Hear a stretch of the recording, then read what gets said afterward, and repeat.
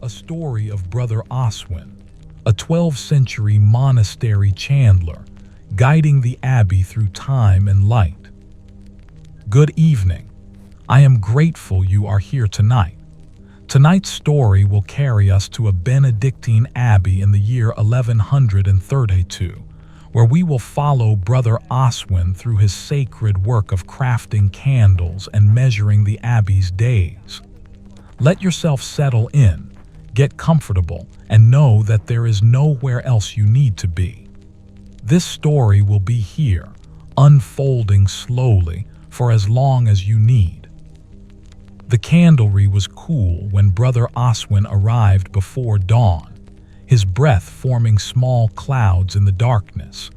He was 51 years old, with calloused fingers stained permanently amber from rendered tallow, and silver-threaded hair that caught what little light filtered through the narrow window. The room smelled of beeswax and comfort, that familiar embrace that had greeted him every morning for the past 30 years. He moved toward the work table, his steps measured and sure on the stone floor, and began arranging his tools with the same unhurried care he brought to every task. The old wooden comb for straightening rushes lay exactly where he had left it yesterday. The copper vessel for melting sat waiting, everything in its place, everything prepared, everything at peace. The abbey bell tower stood beyond the abbey walls, and yet Brother Oswin could feel its purpose through the very stones beneath his feet. Today, like every day, he would help mark time itself, not through the great bronze bell that hung in the tower, but through something more intimate, more essential. The candles he crafted would burn through the hours of prayer, marking the passage from matins to lauds to prime, carrying light through the monk's sacred work and the abbey's eternal rhythm. He selected a rush from his bundle, dried pith gathered last summer from the river meadow, where the water moved slowly and the cattails grew tall and patient. The stalk was perfectly straight, and he held it up to the gray pre-dawn light, admiring the way it seemed almost translucent. His fingers knew exactly how deep to submerge it in the melted tallow, how long to hold it there, how many times to dip and cool before the candle reached the thickness needed for the abbey's use. By the time the abbey bells rang for prime, Brother Oswin had completed his morning dipping. 30 rush candles now rested on the long wooden rack, their surface smooth and even, ready to burn with a steady, determined light. The work had calmed him completely, as it always did. His habitual humming of plain chant melodies had filled the candlery throughout, a quiet song that seemed to synchronize perfectly with each dip and withdrawal. The bell's sound carried through the stone, not jarring but welcoming, a gentle reminder rather than a summons. Brother Oswin washed his hands in the cool water that stood in a ceramic vessel by the door, watching the golden residue dissolve away. His deep contentment settled around him like a familiar cloak. This was the life he had chosen, measured in morning duties and prayer cycles and the steady accumulation of light. In the main abbey, the morning light was beginning to illuminate the stone archways of the cloister. Brother Cuthbert, who tended the great sundial in the courtyard, a bronze disc inlaid into the earth, its shadow-casting rod aligned with perfect precision, stood regarding the shadow's position with the satisfaction of a man doing his life's work. He was 43 years old, with steady hands and a methodical mind, and his role was as sacred as that of any scribe in the scriptorium. The sundial marked time in a way the bells could only approximate, while Brother Oswin's candles would help measure the interior hours, the time when darkness made sun reading impossible. Brother Cuthbert's shadow on bronze would guide the abbey's external life.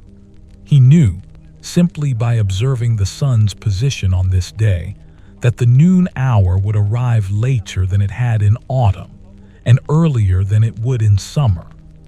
The year turned in its great wheel, and his dial turned with it. He was in no hurry, for time itself was never in hurry. He sat on the stone bench beside the dial, feeling the autumn sun warm on his shoulders, and watched the shadow shift with imperceptible slowness. To an impatient observer, nothing would seem to be happening. To Brother Cuthbert, everything was happening. The great rotation of the earth, the turning of the seasons, the passage of a single precious day. When the shadow reached the line marked for the 3rd hour of the morning, he rose and made his way to the bell tower, climbing the wooden stairs with deliberate steps. Brother Malachi waited at the top, his hands resting on the great bell's rope. Without a word, Brother Cuthbert nodded, the shadow said so, and Brother Malachi pulled. The bronze voice sang across the abbey, across the surrounding fields, across the river, and into the forest beyond. Time marked, day advancing. Back in the candlery, Brother Oswin heard the bell and noted the hour. He had already begun his second task of the day, preparing the beeswax candles. These were precious, used only in the choir for the most solemn offices, their light cleaner and brighter than tallow, their smell sweet and faintly floral. The beeswax had come from the abbey's own hives, tended by Brother Leofric in the meadow beyond the kitchen gardens. Each candle represented not just wax and work, but the entire cycle of the abbey's life. Flowers blooming, bees gathering, honey harvested, and the precious remainder transformed into light. Brother Oswin's knife was sharp, and he divided the beeswax into small pieces with the precision of a man who had done this 10,000 times. There was no strain in the work, no tension. His fingers moved with the knowledge that comes only from decades of repetition, not monotonous repetition, but the kind of repetition that becomes meditation. Each piece of beeswax the same size, each movement the same, each moment perfect. The scent of beeswax rose as he worked, mixing with the faint floral notes from the previous day's batch. The warmth from the melting vessel touched his face, comfortable and mild. Through the narrow window, he could see the cloister courtyard beginning to fill with monks moving between offices. The abbey's day was unfolding exactly as it always did, and exactly as it should. Brother Oswin began molding the candles by hand, a technique he had perfected so completely that his hands seemed to know the proper shape before his mind could direct them. The beeswax warmed under his palms and took form, cylindrical, balanced, ready to burn with steadiness and grace. His habitual humming continued, now a different plainchant melody, one associated with the office of nun that would arrive by midday. The abbey's bell system was ancient but ingenious. Brother Cuthbert's sundial provided the primary timing, accurate to within a few minutes during daylight hours. But what happened when clouds obscured the sun? What happened in the long winter months when darkness held greater dominion than light? This was where Brother Oswin's candles became essential to the abbey's timekeeping. The abbey kept a special candle, marked with careful rings of darker wax at regular intervals. This was called the fire candle, or sometimes simply the hour candle. As it burned, the rings showed how time was passing. Brother Oswin had designed the spacing so that each ring marked precisely 1 hour, based on careful observation of how quickly different qualities of wax consumed themselves. It was his own contribution to the abbey's timekeeping, one of which he felt a quiet pride. When the sun disappeared, this candle's light became the abbey's clock. Brother Malachi, whose role in the bell tower extended beyond simply pulling the rope, would watch the hour candle as it burned. When the flame reached the next marked ring, he would know to ring the bell. It was a humble form of timekeeping compared to the grand mechanical clocks that existed in the larger cathedrals, but it was honest and it worked. Brother Oswin had never seen the great clock in the cathedral at York. He had never traveled more than a day's walk from the abbey, but he understood somehow that his small work, his careful dipping and molding and marking, was part of the same grand purpose, helping humanity divide the day into manageable portions, helping the sacred hours be marked and honored, helping God's servants know when to wake and pray and work. By afternoon, the abbey had settled into the rhythm of late work before sext. Brother Oswin sat in the candlery, and now his hands worked on something different, remaking spent candles. Fragments of old tallow, the burned-down remains from candles that had served their purpose, were never wasted. He collected them in the copper vessel and heated them gently until they liquefied again. The work was meditative in a different way than fresh chandling. As he melted and reformed, he could see the history of the abbey in these fragments. This piece had burned during winter matins when Brother Aelred was still alive. That piece had illuminated the scriptorium when the great Gospel of St. Matthew was being completed. All of it returned to possibility, ready to become light again. The scent of remelted tallow was earthier than fresh, and Brother Oswin breathed it in with satisfaction. Nothing was wasted in the abbey. Nothing that had served was simply discarded. Everything returned, reformed, continued its purpose. It was, he thought, how God must see all things, not ending but changing, not loss but transformation. His fingers, those calloused, amber-stained servants of his work, moved with practiced certainty as he gathered the reformed tallow onto a rush. This candle would be thinner than the first made ones. It would burn faster. It would be used for lesser rooms, for the kitchen perhaps, or the scriptorium during day work when brighter light than a candle was already present. But it would burn steadily. It would serve. It would light some corner of the abbey's life. By the time the afternoon bell rang for sext, Brother Oswin had completed his day's full measure of work. 30 new rush candles, 12 beeswax candles for the choir, 20 reformed candles of various thicknesses, the marks on the special hour candle checked and verified. The candlery swept clean. All the tools returned to their places. All the vessels prepared for tomorrow.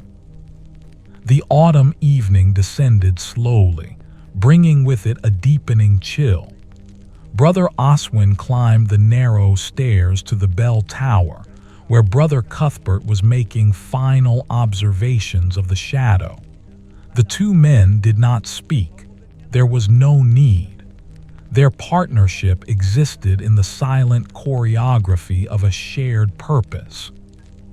Brother Cuthbert observed the sun's final position.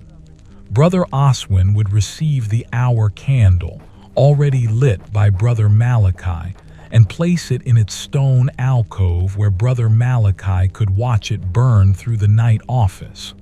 When the flame reached each marked ring, the bell would sound. The monks would wake. The office would begin. Time would continue its sacred turning. From inside the abbey, voices began to rise in the twilight office of Vespers. The monks were singing the evening psalms, their voices interweaving like threads in cloth. Brother Oswin stood in the candlery doorway for a moment, listening. The candles he had made were burning in the choir, their small flames steady and bright. They would hold through Vespers. They would still be burning when Compline began. They would keep burning long into the night, marking hours, marking sacred time, marking the passage of another day in the Abbey's endless cycle. He felt the deep contentment that had become his steady companion, the emotional baseline that carried him through each day. This work, humble, repetitive, essential, was his life's purpose. These candles were his prayer. This light was his gift to the Abbey's eternal rhythm. The night deepened around the Abbey, and Brother Oswin made his way through the cloister toward the dormitory. The stones beneath his feet held the day's warmth still, releasing it slowly into the cool evening air. Above, the first stars were beginning to emerge in the darkening sky, and the Abbey's candles, his candles, glowed from windows and doorways like earthbound stars answering their celestial companions. In the bell tower, Brother Malachi sat with the hour candle before him, its small flame dancing gently in the still air. The first mark on the candle showed clearly in the firelight. He had perhaps 1 hour before the next ring would be required. His hands rested in his lap, patient and steady, waiting for the flame to reach its silent signal. Brother Oswin entered the dormitory where the other monks were preparing for their brief rest before Compline. The sleeping chamber was lined with narrow beds, each one simple and spare, each one holding a monk in various stages of rest. Some were already deeply asleep, their breathing slow and measured. Others lay in that twilight space between waking and dreaming, their minds still occupied with the day's work or the approaching office.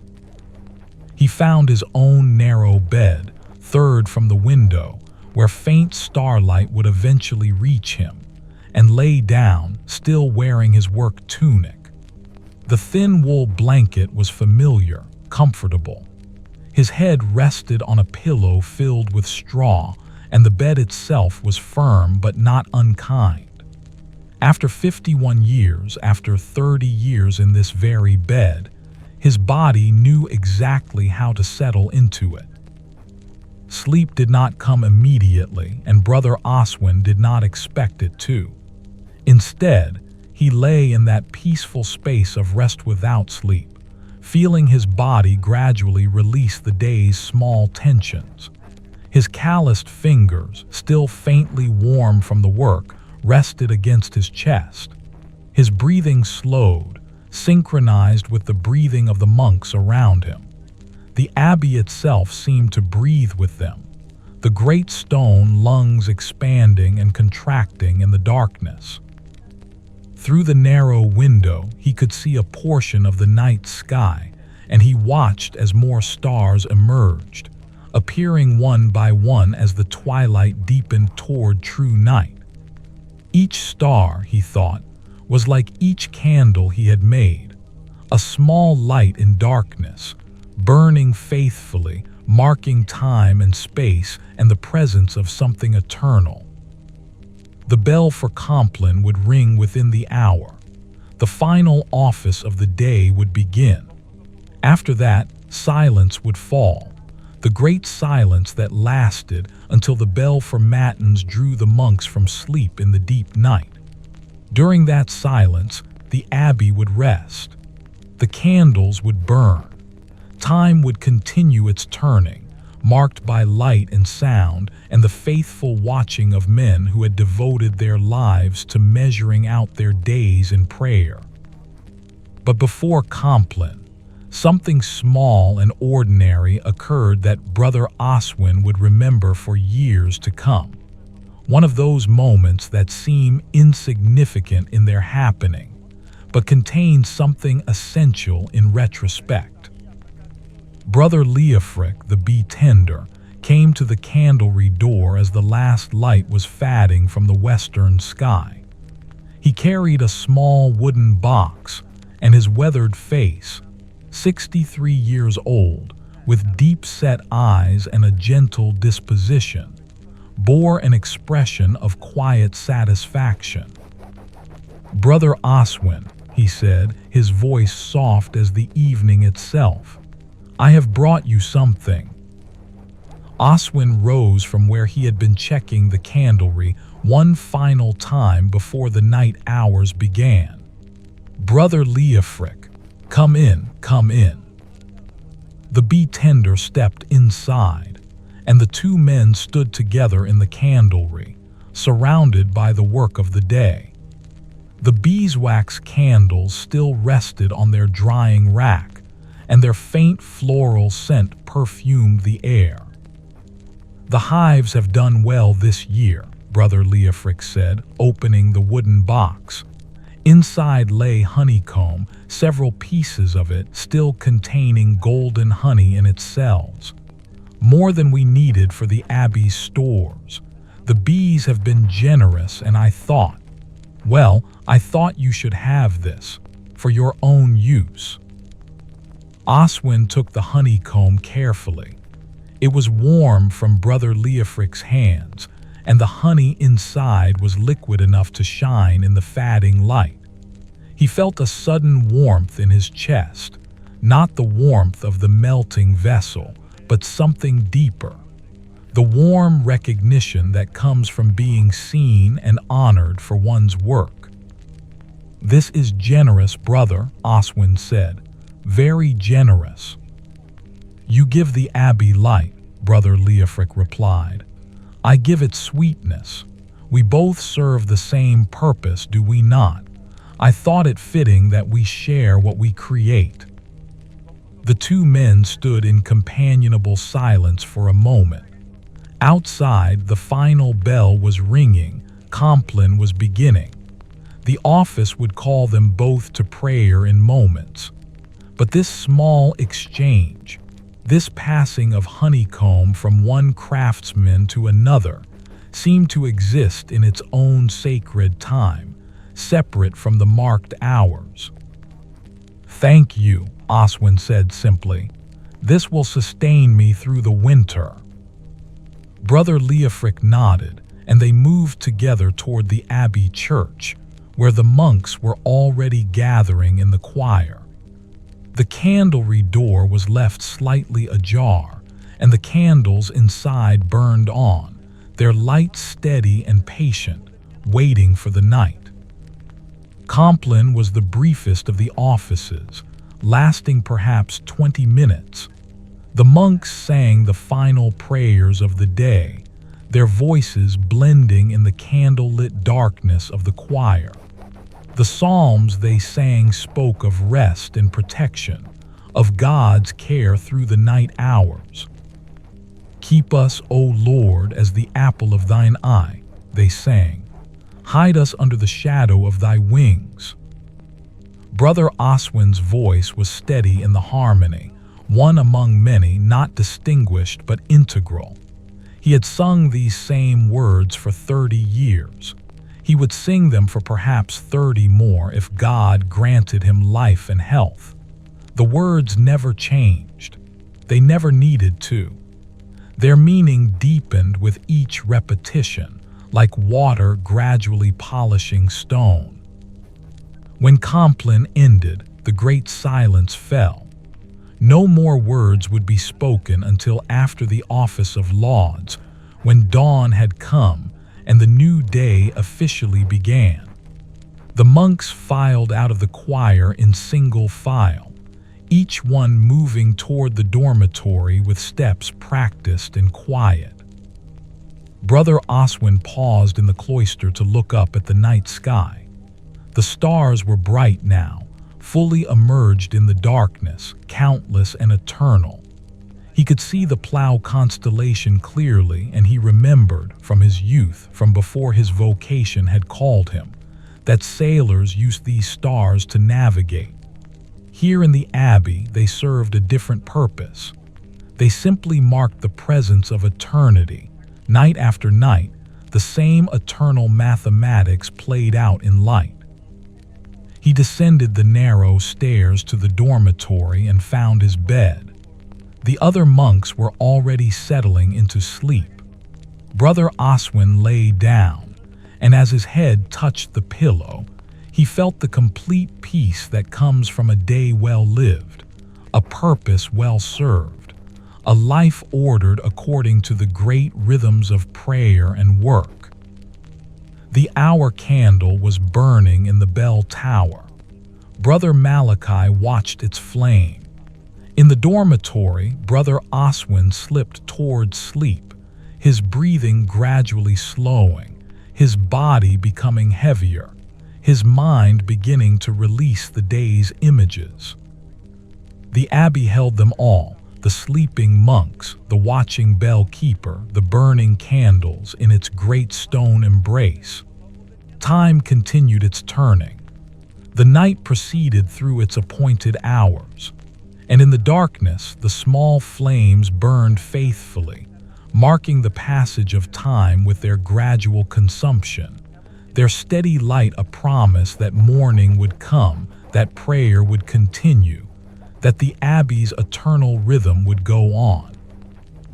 Hours passed in the deep night. Brother Oswin slept without dreams, his rest complete and undisturbed. The dormitory was silent except for the slow, synchronized breathing of the sleeping monks, each one at peace in the darkness. In the bell tower, Brother Malachi watched the hour candle. When the flame reached the first mark, he pulled the rope. The bronze bell sang into the night, its voice traveling across the sleeping abbey, across the fields beyond, into the forest where night creatures stirred at the sound. The note hung in the air and gradually faded. One by one, the monks began to wake, not suddenly, not jarring into consciousness, but gently, as though the bell's sound had reached into their dreams and called them back to waking with infinite patience. Brother Oswin opened his eyes, and for a moment he lay in the darkness, listening to the sound of the abbey coming to life around him. The bell had called for matins, the first office of the night, the office of deep darkness that would last until the first hints of dawn. It was the longest office, the one requiring the most wakefulness, the one that seemed to stretch time itself. The monks rose and moved toward the cloister in silence, their feet finding their way by memory and by the faint light of candles placed at intervals along the path. The choir was fully lit now, and the candles glowed like earthbound constellations, their light golden and warm. Brother Oswin found his place in the stalls and began the long office. The psalms unfolded hour after hour, psalms of lamentation, psalms of petition, psalms of waiting in the darkness for the return of light. His habitual humming became the formal chant. His voice, aged but steady, rose with the voices of the other monks. Time seemed to both accelerate and decelerate in the long night office. Moments passed like hours. Hours felt like moments. The candles burned, marking the passage of invisible time, and the monks sang on. Sometime in the deepest part of the night, after perhaps 4 hours of singing, Brother Oswin became aware of something profound and wordless.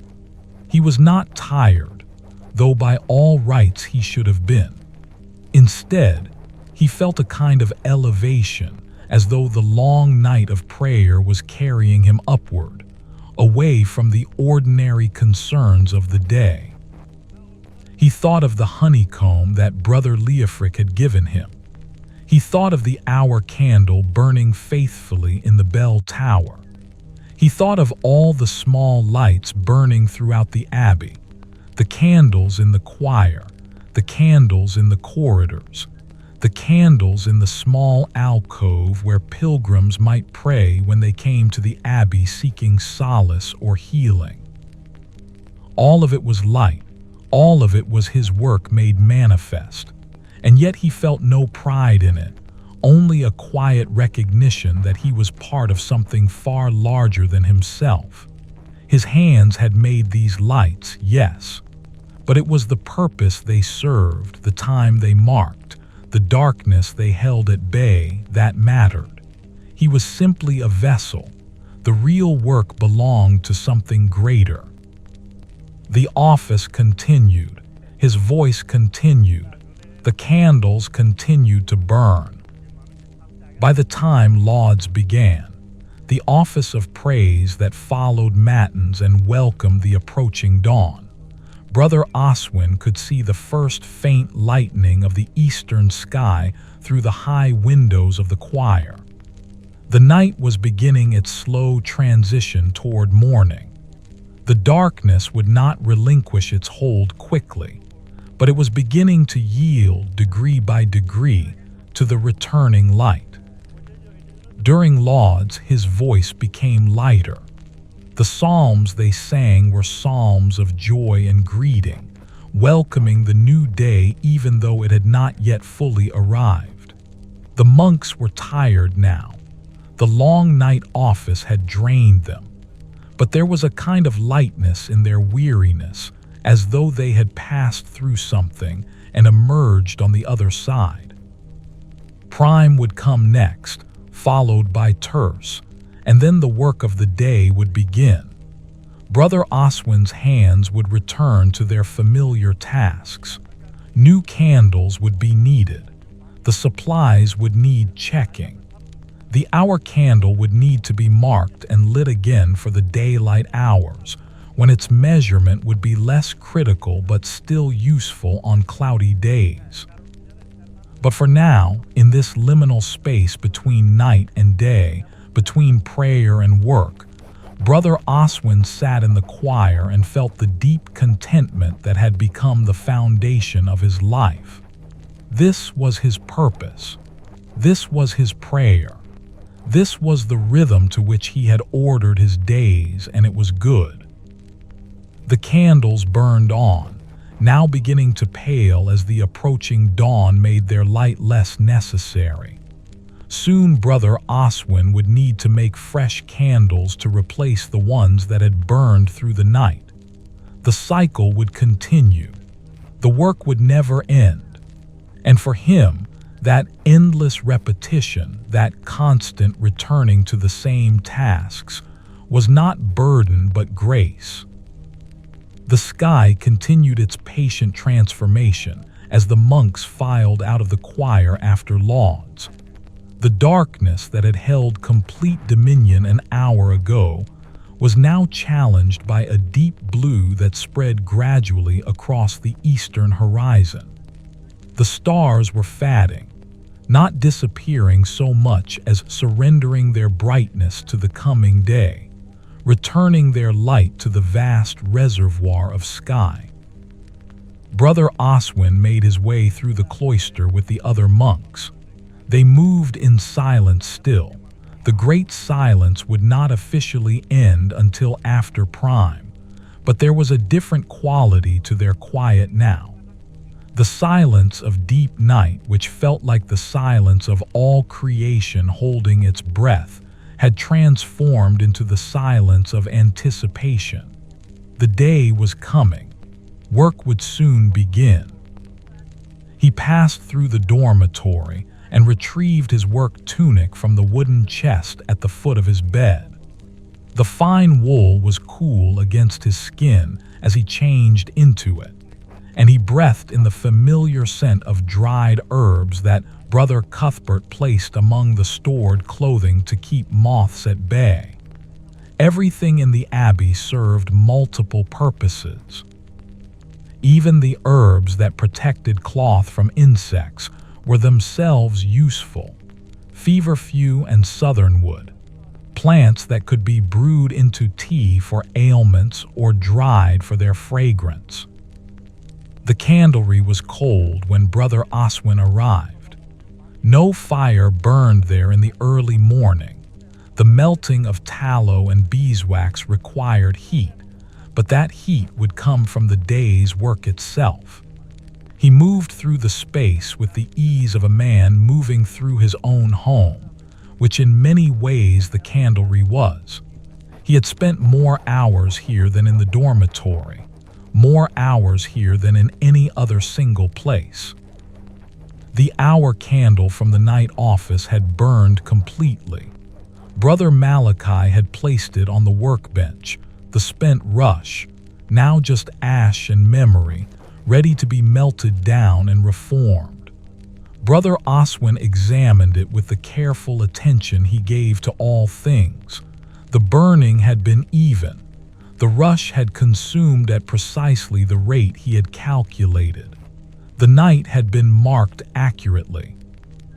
This was the kind of small confirmation that brought him deep satisfaction. The work he had designed, tested, and refined through years of careful observation continued to serve its purpose perfectly. In a monastery where so much was uncertain, where seasons brought hardship, where illness could strike without warning, where the future was always held in God's hands, this one thing could be relied upon. The candles would burn at their appointed rate. Time could be measured. Order could be maintained.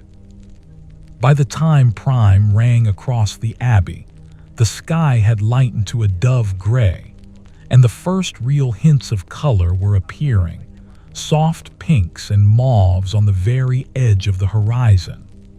The monks gathered in the choir for the third office of the day, and their voices rose in the traditional words welcoming the first hour of the new day. O God, make speed to save us. O Lord, make haste to help us, they sang, and the candles, fresh ones, lit during lauds, cast their warm glow across the familiar stone. After prime, the great silence ended. The monks could speak now, and the sound of voices, quietly modulated out of habit and reverence, but nonetheless present, filled the abbey. The day's work could officially begin. Brother Oswin returned to the candlery to find Brother Cuthbert waiting at the door, his steady face weathered and kind. The two men did not need lengthy conversation. They had worked in concert for more than 20 years, ever since Brother Cuthbert had taken over the role of sundial keeper from the aging Brother Aelfric. The day will be clear, Brother Cuthbert said without preamble. The sun is rising without cloud. We should have good light by mid-morning. Oswin nodded. Then the hour candle will be less necessary. I will make 2 today instead of 3 and use the extra time for the autumn cleaning. The candlery needs its walls checked. I noticed some moisture in the northwest corner during yesterday's rain.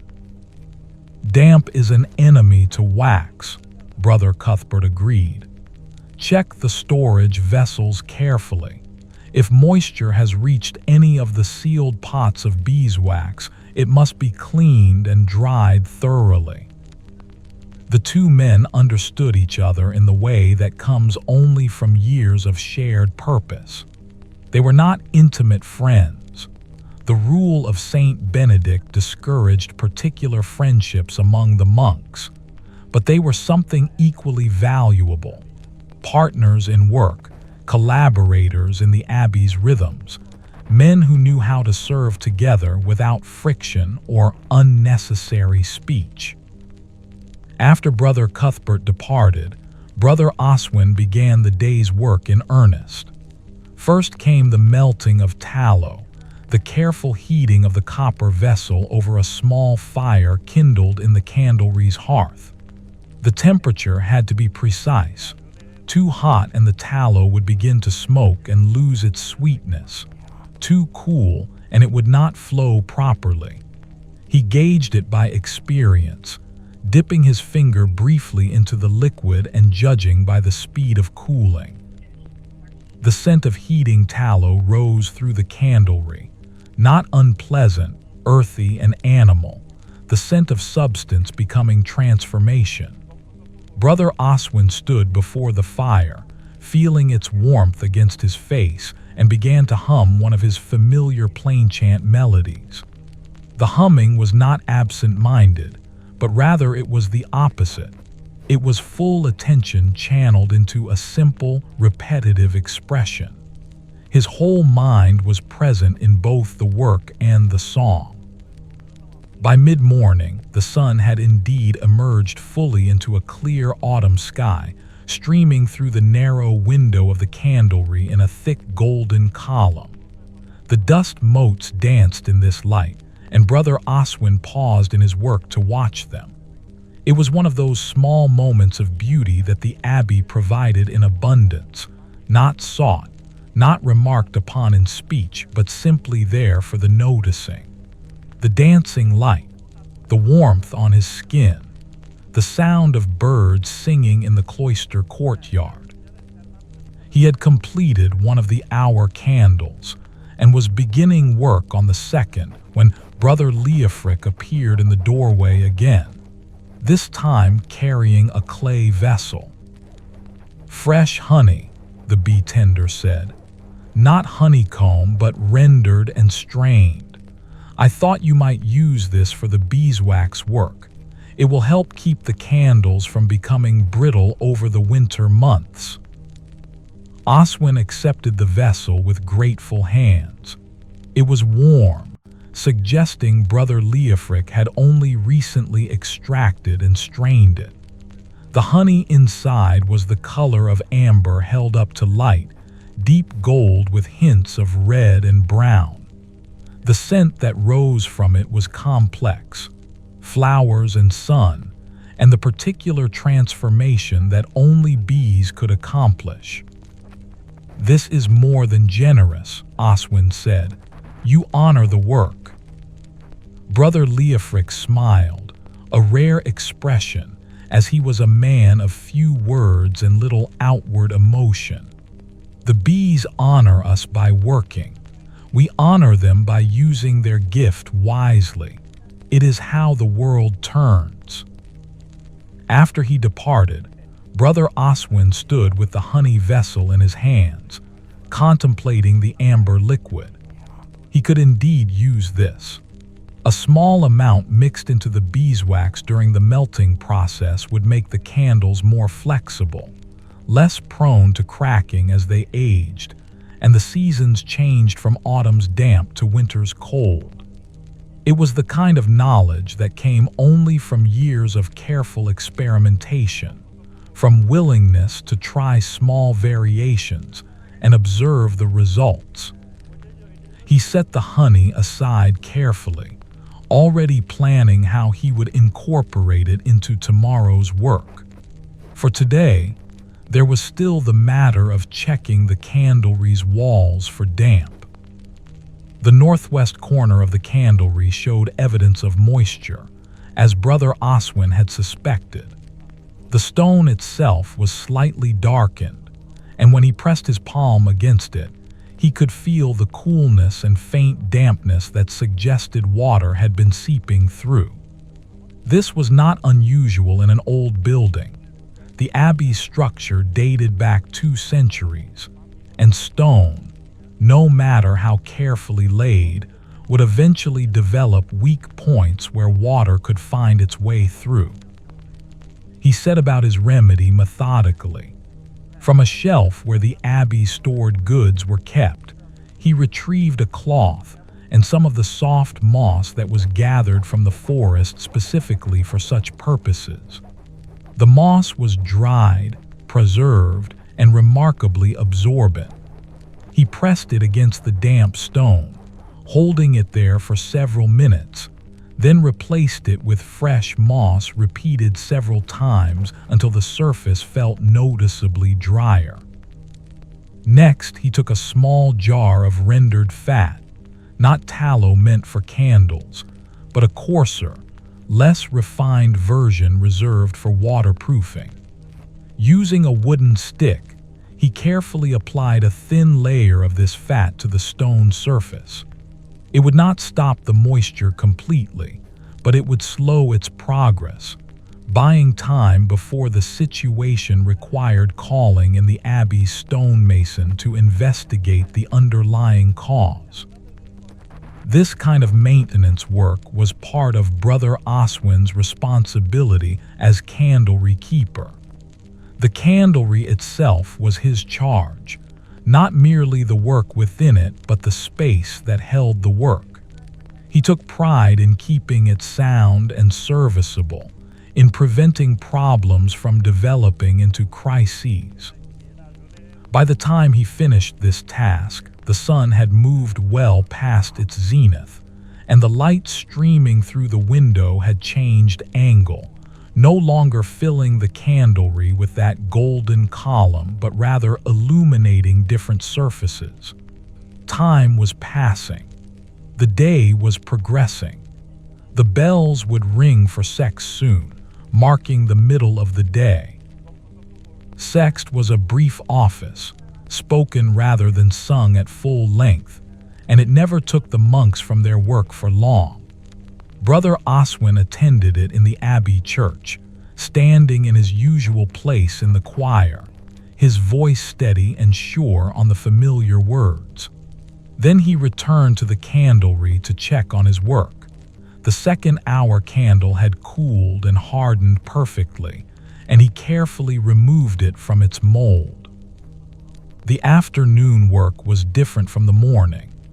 This was when he often undertook special projects, remaking candles that had been damaged, experimenting with new techniques, or preparing for upcoming feast days that would require more light than usual.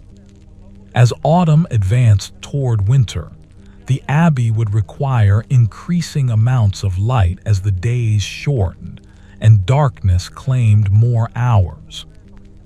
He began preparing a special batch of beeswax candles, not for the choir, but for the abbot's private study. Abbot Cuthbert, who shared a name with the sundial keeper but was a different man entirely, was aging and his eyesight was failing. He required excellent light for his work of copying manuscripts and reading the classical texts that the abbey treasured. Brother Oswin was making these candles slightly thicker than the usual choir candles, and with an extra care to quality, knowing that the abbot would appreciate the superior light they would provide. The work engaged him completely. There was a meditative quality to the careful pouring of beeswax into molds, the attention to temperature and flow, the judgment of when the candle had cooled enough to be removed without damage. His hands moved with the precision of muscle memory and years of practice, but his mind was present in every movement. He began to hum again, a different melody now, one associated with the psalms they would sing at nones, the office that would come as the afternoon advanced toward evening. His voice was not particularly fine. He was not a cantor or a trained singer, but it was reliable and true. The melody he hummed was one that had been sung in this abbey for generations, probably back to its founding centuries ago. Each monk added his voice to this ancient continuity, becoming a link in an unbroken chain stretching into the past and forward into the future. As the afternoon deepened toward evening, Brother Oswin became aware of a kind of peace that seemed to settle over his work. The candles he was creating were beautiful, The beeswax glowed with its own subtle luminescence even before they were lit, and the wicks he had so carefully prepared stood ready to conduct flame and light. He thought about Abbot Cuthbert reading by this light, his aged eyes straining over ancient texts. He thought about the other monks using his candles during the night offices, marking time by their burning. He thought about the small pilgrims or townspeople who might occasionally come to the abbey seeking prayer or blessing, and how they would see these lights as signs of peace and sanctuary. All of it mattered. All of it was part of the abbey's sacred work. There was a knock at the candlery door, and Brother Oswin looked up to find a young novice standing in the doorway.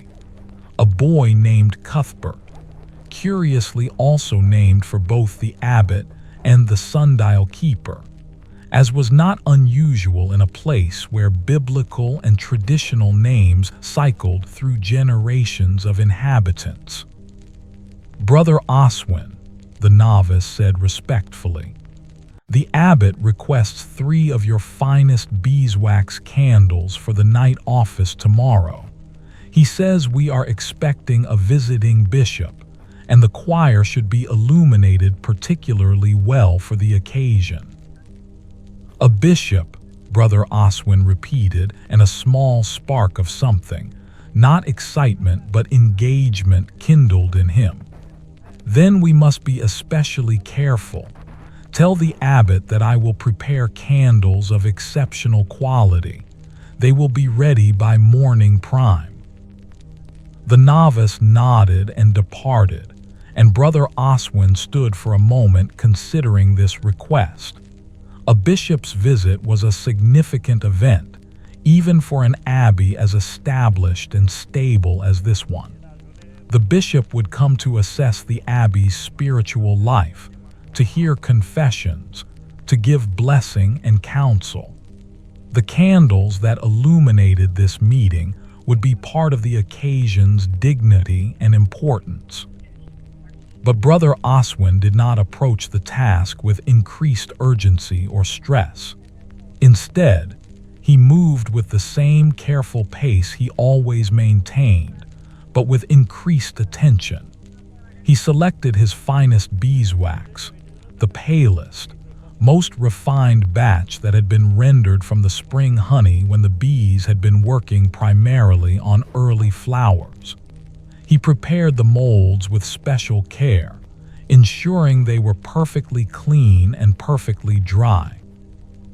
As the evening light began to fade, he completed the first of the 3 candles for the bishop's visit.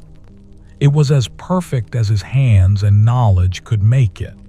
Cylindrical, balanced, with a wick positioned exactly at the center, the wax itself flawless, and of a color so pale it was nearly white. The bell for nones rang across the abbey, calling the monks to the 3rd afternoon office. Brother Oswin set aside his work and made his way to the choir, where the light was beginning to dim as the sun moved toward the western horizon. The candles, including some of his own making from weeks or months past, were lit for the office, casting their steady glow across the familiar stone. The psalms of nones were brief, the office itself no longer than prime or sext, but there was something in the rhythm of the day that made this middle afternoon office feel particularly peaceful. The work of the day was well advanced but not yet complete.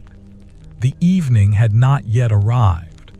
Time seemed held in a kind of suspension, neither morning nor night. Afterward, as Brother Oswin returned to the candlery for the final hours of daylight work, he found Brother Leofric waiting for him in the courtyard. The bee tender looked older in this particular light, the setting sun making deep shadows of his wrinkles, his white beard golden and soft. "I came to check on something," Brother Leofric said. "Did the honey I brought reach you?" "Yes, and I am grateful," Oswin replied. "I will incorporate it into tomorrow's beeswax work. The abbot has requested 3 candles of exceptional quality for a visiting bishop." Brother Leofric's weathered face brightened slightly. "A bishop? Then these must be candles of prayer as well as light. Use the honey generously. It will carry the bees' gift forward into the bishop's sight." The 2 men stood together in the cooling evening. 2 aging monks who had spent decades serving the abbey in different ways but with equal devotion. Neither needed to speak further. They both understood that the work they did, the honey the bees produced, the candles Oswin crafted, was part of a great web of service, an offering that stretched across the abbey's life and connected earth to heaven. By the time Vespers approached, Brother Oswin had completed 2 of the 3 candles for the bishop. They rested on the wooden rack, cooling slowly, their pale wax already gleaming softly in the candlelight. Tomorrow, with fresh hands and clear morning light, he would create the 3rd one, giving it the same meticulous attention. The evening office was longer than sext or nones, approaching the length of prime. The monks gathered in the choir, and the psalms of Vespers began, psalms of thanksgiving for the day, of petition for blessing, of turning toward evening and the approach of night. Brother Oswin's voice was steady among them, his part clear and true, his attention present both in the words and in the voices around him. After Vespers, there was a brief period before Compline when the monks could engage in quiet activities. Some retired to their cells or to the scriptorium for reading. Others moved through the cloister in contemplation. Brother Oswin returned to the candlery one final time for the day, checking that all was in order. The fire carefully banked so it would not burn too hot overnight. The tools cleaned and returned to their places, the materials sealed against dust and damp. The candlery was cool and quiet. The candles he had made during the day rested in their places, ready to be distributed to the various parts of the abbey that depended on his work. The 2 bishops' candles gleamed softly in the fading light, beautiful and perfect, and ready to serve their purpose. He stood for a moment looking at them, feeling the deep contentment that had become his constant companion. Tomorrow these candles would be lit in the choir. The bishop would see them and know them as the work of the abbey's candlemaker. They would burn steadily through the night office, marking time, providing light, serving the sacred work. This was his life. The bell for Compline rang as Brother Oswin made his way through the cloister toward the dormitory. The night was settling in with the particular quality that came in early autumn, not yet bitterly cold, but with a chill that spoke of the deeper cold to come. The stars were beginning to appear overhead, faint but persistent, emerging into the darkening blue. In the bell tower, Brother Malachi was preparing the hour candle for the night. He had selected one of the standard candles, marked with its careful rings, and he would light it after Compline ended.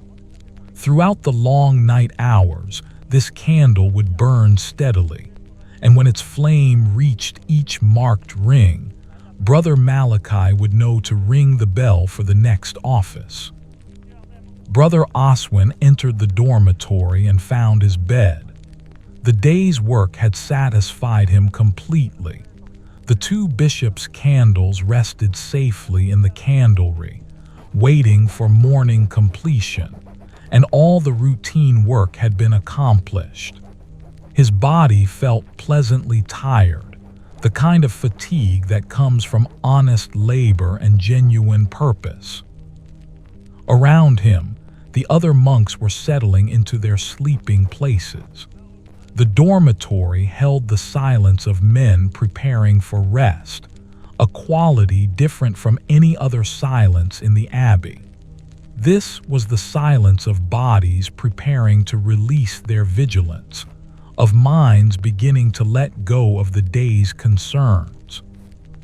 Brother Oswin lay on his narrow bed, and as he had done countless times before, he allowed his body to relax into the familiar embrace of the thin wool blanket and straw pillow.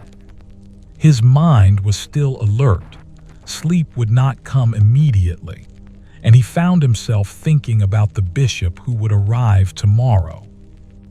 He had never met a bishop before, or if he had, it had been so long ago that the memory had faded completely. The bishop would be a learned man, probably, trained in theology and scripture, bearing authority that stretched beyond the abbey's walls. And yet, this bishop would also be a man who slept and woke, who needed light and warmth and sustenance, just as Brother Oswin did. His candles would serve this bishop. They would illuminate the bishop's prayers in the choir. They would mark the hours through which the bishop kept vigil with the other monks. In this small way, Brother Oswin's humble work would be part of an encounter with authority and learning, and the wider church that existed beyond the abbey's gates. It was a strange thought, and yet it did not disturb his peace. If anything, it deepened his sense of purpose. The work was not about him. It never had been. He was simply a conduit through which the abbey's needs were met, through which light was provided, through which time was marked. Sleep came gradually, as it always did. Brother Oswin found himself in that liminal space between waking and true sleep, where thoughts began to lose their coherence and sensation became more important than cognition. He was aware of the blanket's weight. He was aware of the other monks around him, their breathing gradually slowing into the deep rhythm of sleep. He was aware of the abbey itself, that great stone presence that surrounded them all, protecting and containing them through the night. Somewhere in the bell tower, Brother Malachi lit the hour candle. The flame took hold, steady and sure, ready to mark the passage of time through the darkness. The first bell for matins did not ring until deep in the night, perhaps 2 or 3 hours after the monks had fallen asleep. Brother Oswin woke to the bronze voice of the bell, that ancient sound that had been calling the monks to prayer for centuries. He rose without conscious thought, his body responding to the familiar signal, and made his way with the other monks through the darkness toward the cloister. The candles in the choir were lit for matins, including some that Brother Oswin himself had made, their flames bright in the surrounding darkness. He took his place in the stalls and began the long office. The psalms unfolded with their familiar patterns, words that had been sung here for generations, melodies that his own voice had joined countless times. But tonight, as he sang, his mind was partly occupied with the thought of the bishop who would arrive tomorrow. The bishop would hear these same psalms sung, probably with particular attention paid to the quality of the singing and the reverence with which they were performed. The abbey would present itself in its best light, not falsely, but with a kind of careful attentiveness that was appropriate when receiving an important visitor. Brother Oswin thought about his candles waiting in the candlery. One more remained to be made, and he would undertake that work in the early morning, before prime, so that all three would be ready by the time the bishop arrived. It would be the finest work he could accomplish, candles that would reflect the abbey's care and attention, its commitment to excellence in even the smallest details. The office of matins lasted for more than an hour, the longest of all the night offices. By the time it ended, Brother Oswin felt that particular exhaustion that comes from the long hours of singing and standing. And yet, as always happened during these night vigils, there was also a kind of elevation, a sense that the fatigue itself was part of the prayer, that standing in darkness singing psalms to an invisible God was the truest form of devotion he had ever experienced. Lauds followed matins, as it always did, the office of praise and thanksgiving that welcomed the approaching dawn. The eastern sky was beginning to lighten by the time lauds ended, that deep blue appearing on the horizon that signaled the approach of morning. The monks filed out of the choir with the satisfaction of having completed another night office, having marked another passage through darkness into approaching light. Brother Oswin returned to the dormitory, but he knew he would not return to sleep. The approaching dawn meant it was nearly time for prime, and after prime, he needed to complete the third bishop's candle. Instead, he changed into his work tunic and made his way to the candlery in the pre-dawn darkness. The room was cold when he entered, the fire having burned down during the night.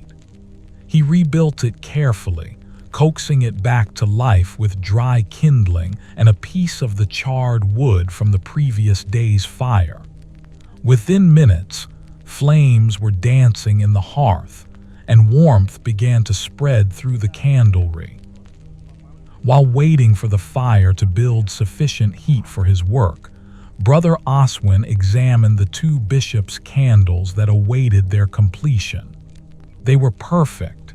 He could see that clearly in the growing light. The wax was flawless, the shape exactly right, the wicks properly centered.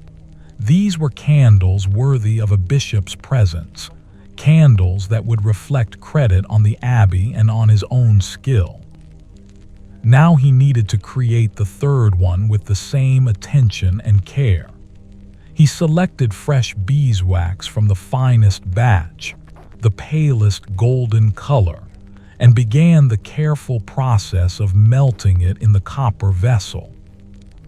The honey that Brother Leofric had given him sat on the shelf nearby, and he had decided to use a portion of it in this final candle, not so much that it would change the candle's basic nature, but enough that it would carry forward the bee tender's gift, his own form of devotion and contribution. The process of creating the candle took patience and time.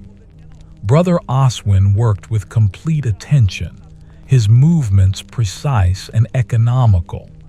He had heated the beeswax to exactly the right temperature, neither too hot nor too cool, and now he poured a small amount of the honey into the melted wax, stirring it carefully with a wooden stick. The honey transformed the scent slightly, adding a floral depth to the beeswax's natural sweetness. Brother Oswin breathed in this scent as he worked, feeling the pleasure of combining two gifts from the abbey's natural world, the beeswax from the spring flowers and the honey from throughout the autumn. He poured the mixture into the mold slowly, carefully, watching as the wax filled the space with its golden light. The wick was positioned exactly at the center, held in place with a small piece of ash to keep it from shifting. The temperature was perfect, not so hot that the wax would splatter, not so cool that it would congeal before filling properly. As the wax cooled, Brother Oswin stood back and surveyed his work. The three bishops' candles were nearly complete now. One final one, cooling in its mold, needed only the morning light and a few final touches to be absolutely perfect. He cleaned his tools and restored order to the candlery, working in the peaceful rhythm that had characterized his entire monastic life. There was no hurry. The bishop would not arrive until afternoon, perhaps, or even evening. There was time for the candle to cool properly, time for him to inspect it in full daylight and make any final adjustments necessary. Prime rang across the abbey as the sun broke the eastern horizon. The light flooded into the candlery, golden and clear, illuminating all the surfaces with its particular morning clarity. Brother Oswin attended Prime in the choir, his voice steady and true, and then returned to the candlery for the final stage of the bishop's candles. The third candle had cooled completely now. He removed it from its mold carefully, examining it from every angle. It was perfect. Perhaps even more perfect than the other two, with a particular translucence that suggested the honey had done exactly what he had hoped it would do. The candle seemed to glow from within, as though it was already carrying light even before it was lit. He set it on the rack with the other two, and then he simply stood for a moment, looking at the three candles. They were the finest work he had produced in months, perhaps in years. They were not merely functional objects, though they would certainly function perfectly. They were, in their own way, works of art, expressions of care and skill and devotion, distilled into the simple form of wax and wick. Brother Oswin felt no pride about this accomplishment. Pride was a sin that the rule warned against, but he felt something else, something that might be described as deep satisfaction. He had done the work that was given to him to do, and he had done it as well as his abilities allowed. The morning proceeded as it always did. After the initial work of checking on the bishop's candles, Brother Oswin attended to the day's regular tasks. Candles for the various abbey spaces needed checking. Supplies needed to be inventoried. The small damp patch in the northwest corner needed monitoring. The fat he had applied yesterday had already begun to dry, and the stone beneath seemed noticeably drier. Around mid-morning, word arrived that the bishop was approaching. He had been delayed a day from his originally planned arrival, so his coming was slightly unexpected, but the abbey moved into a kind of gentle preparation. The choir would need to be especially clean. The candles would need particular attention. The abbot would need to be notified so he could prepare his welcome. Brother Oswin carefully selected the three bishops' candles from the candlery and transported them to the choir, where Brother Thomas, who was responsible for maintaining the choir's candles and oil lamps, accepted them with evident appreciation. "These are beautiful," Brother Thomas said, examining them with the eye of someone who understood good work. "The abbot will be pleased. The bishop will see that we maintain high standards even in our smallest details." "They are merely candles," Brother Oswin said, though his voice carried a kind of quiet pride that was hard to entirely suppress. "No candle is merely a candle," Brother Thomas replied. "Each one is a small prayer, a small offering of light. These three will carry the abbey's welcome into the bishop's hands." By early afternoon, the bishop arrived. He came with a small retinue of attendants and servants, traveling on horseback along the road that approached the abbey from the east. The monks gathered in the courtyard to greet him, the abbot at their head, and Brother Oswin stood among them, watching as the bishop dismounted from his horse. The bishop was a lean, elderly man, perhaps in his 70s, with white hair beneath his mitred hat and a face lined with authority and age. He wore the elaborate vestments of his office, robes of deep purple and gold, a pectoral cross of silver, rings on his fingers. As he stood in the abbey courtyard, he seemed almost to belong to a different world from the simple-robed monks around him. And yet, when the abbot greeted him with traditional courtesy, the bishop's face softened into an expression of genuine warmth.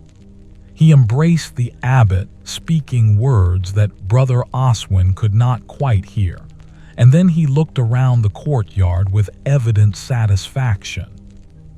"This is a good place," the bishop said, his voice carrying despite his age.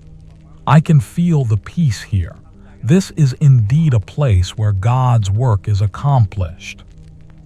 That evening, the bishop participated in Vespers in the choir. The 3 candles that Brother Oswin had made were lit, and their pale, honey-touched glow illuminated the space with exceptional beauty. The bishop's eyes, when they fell upon these candles, registered a moment of appreciation, a small nod, barely perceptible but definitely present. Brother Oswin, standing in his place in the monks' stalls, saw this small acknowledgement. It was enough. It was everything he needed. His work had been seen, had been appreciated, even if only by the person who now held the highest authority present in the abbey. The candles were serving their purpose perfectly, providing light, creating beauty, marking sacred time. That night after Compline, Brother Oswin lay in his narrow bed feeling a deep sense of completion. The bishop had come. The candles had served their purpose. The abbey had received its visitor with dignity and care, and his own small role in this larger event had been accomplished with skill and devotion. The bell for matins would ring in a few hours. Brother Oswin knew he would rise and process through the darkness to the choir once again. The bishop would be there, probably, keeping the night office with the monks despite his advanced age. And the candles would burn, marking time, providing light, serving the endless cycle of prayer and work that defined the abbey's life. Brother Oswin felt sleep approaching, that gentle descent into rest that came naturally after a day well lived. His body was tired but not exhausted. His mind was peaceful. The abbey held him and all the other monks in its great stone embrace, and through the night, time would continue its turning, marked by bells and candles and the faithful voices of men devoted to prayer. The honey-touched candles would burn on through matins, through lauds, through prime and terce and sext and nones and vespers and compline. They would mark the passage of one day into the next, and then another day would come, bringing with it its own work, its own small tasks and devotions. This was the rhythm that Brother Oswin had surrendered to 51 years ago when he had first entered the abbey as a novice. And in this rhythm, in this endless turning of prayer and work and sleep and waking, he had found something that the wider world outside these walls could never offer: a life of genuine purpose, genuine beauty, and genuine peace. The bishop's visit extended through 3 full days at the abbey. During this time, Brother Oswin observed the rhythms of the monastery continue with their customary peace, though with a subtle quality of enhanced attention. The bishop moved through the spaces of the abbey, the cloister, the scriptorium, the refectory where meals were taken in silence, and his presence seemed to deepen rather than disrupt the abbey's sacred order. On the morning of the bishop's second day, Brother Oswin found himself with an unexpected task. One of the abbot's attendants arrived at the candlery with a special request. The bishop wished to send a gift to the monastery from which he had most recently come, a smaller abbey located a day's journey to the south. The gift would be candles, specifically, candles crafted here in this abbey, candles that would carry forward the reputation and quality of this particular community. Brother Oswin accepted the commission without hesitation. The request was for a dozen beeswax candles, the finest quality, to be completed within 2 days so the bishop could carry them with him when he departed. "These are to be exceptional," the abbot told him personally when he came to the candlery to explain the request. "They will represent our abbey to another community. They will be seen as an expression of our skill and our devotion. Spare no effort in their creation." "I understand, Father Abbot," Brother Oswin replied, bowing respectfully. "They shall be as fine as my hands can make them." The abbot nodded with satisfaction and departed, leaving Brother Oswin with the weight of this new responsibility. 12 candles, beeswax the finest quality, in 2 days. It was an ambitious undertaking, but not an impossible one, provided he worked with focused intention and accepted help if needed. Brother Oswin began immediately, but not frantically. Haste was the enemy of good work, and rushing would only diminish quality. Instead, he planned carefully.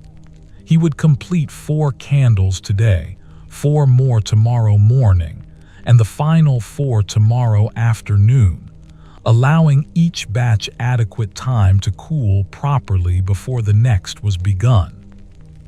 The first challenge was securing sufficient beeswax of the highest quality. The abbey's stores of rendered beeswax were kept in sealed clay pots in the candlery's coolest corner, protected from damp and fluctuations in temperature. Brother Oswin retrieved several of these pots and examined their contents carefully. The beeswax varied slightly in color and refinement depending on when it had been processed and stored. For this special commission, he selected only the palest, most refined batches, the beeswax that came from the first pressings of the spring honey, when the bees had been working primarily on the early flowers. Brother Leofric's honey would feature in these candles as well. Brother Oswin used it more generously than he had with the bishop's 3 candles, adding enough that the honey's floral properties would be perceptible to anyone who lit the candles and smelled them burning. These candles would carry the gift forward not just as objects, but as expressions of the abbey's entire community. The bees' work, Brother Leofric's stewardship, Brother Oswin's craft. The work of creating the first 4 candles engaged Brother Oswin completely. The day was clear and cool, with autumn sunlight streaming through the narrow candlery window in that particular golden quality that came in late September. He moved through the process with his customary care, but with an added element of mindfulness. This work was not merely routine. It was a form of communication, a way of representing the abbey to the wider world. As he worked, his habitual humming took on particular intensity. He found himself singing the same plain chant melody repeatedly, an antiphon from the feast day of Saint Michael that had been sung in the abbey just a few days before. The melody seemed to match the rhythm of his work perfectly, the packing of each candle's creation aligning with the natural cadence of the song. By mid-afternoon, the first 4 candles had been completed and were cooling on the rack. They were flawless. The color was perfect, a pale gold that seemed to hold light within itself even before being lit. The shape was elegant and balanced. The scent that rose from them was distinctly floral, the honey's influence evident to anyone standing near them. Brother Oswin examined each one carefully, rotating them to ensure all sides were equally smooth and unblemished. Only when he was completely satisfied did he set them aside to cool fully. That evening after Vespers, Brother Leofric appeared at the candlery door as if summoned by some invisible signal. The bee tender moved slowly these days. He was older than Brother Oswin by perhaps a decade, but his presence carried the same quiet competence and care that it always had.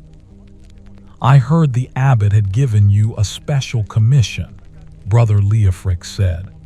12 candles for the bishop to carry as a gift to another abbey. "News travels quickly," Brother Oswin replied, gesturing to the cooling candles. "I have used your honey in these. I hope you do not object." Brother Leofric examined the candles with evident satisfaction. "These are beautiful. The honey will serve them well. It will tell the other abbey that our community understands the proper use of God's gifts, that we waste nothing, that we transform everything to its highest purpose."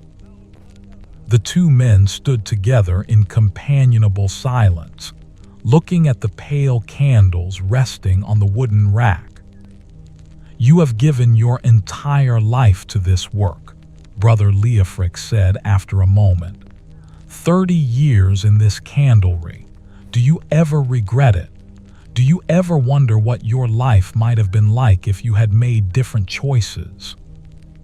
Brother Oswin considered the question seriously.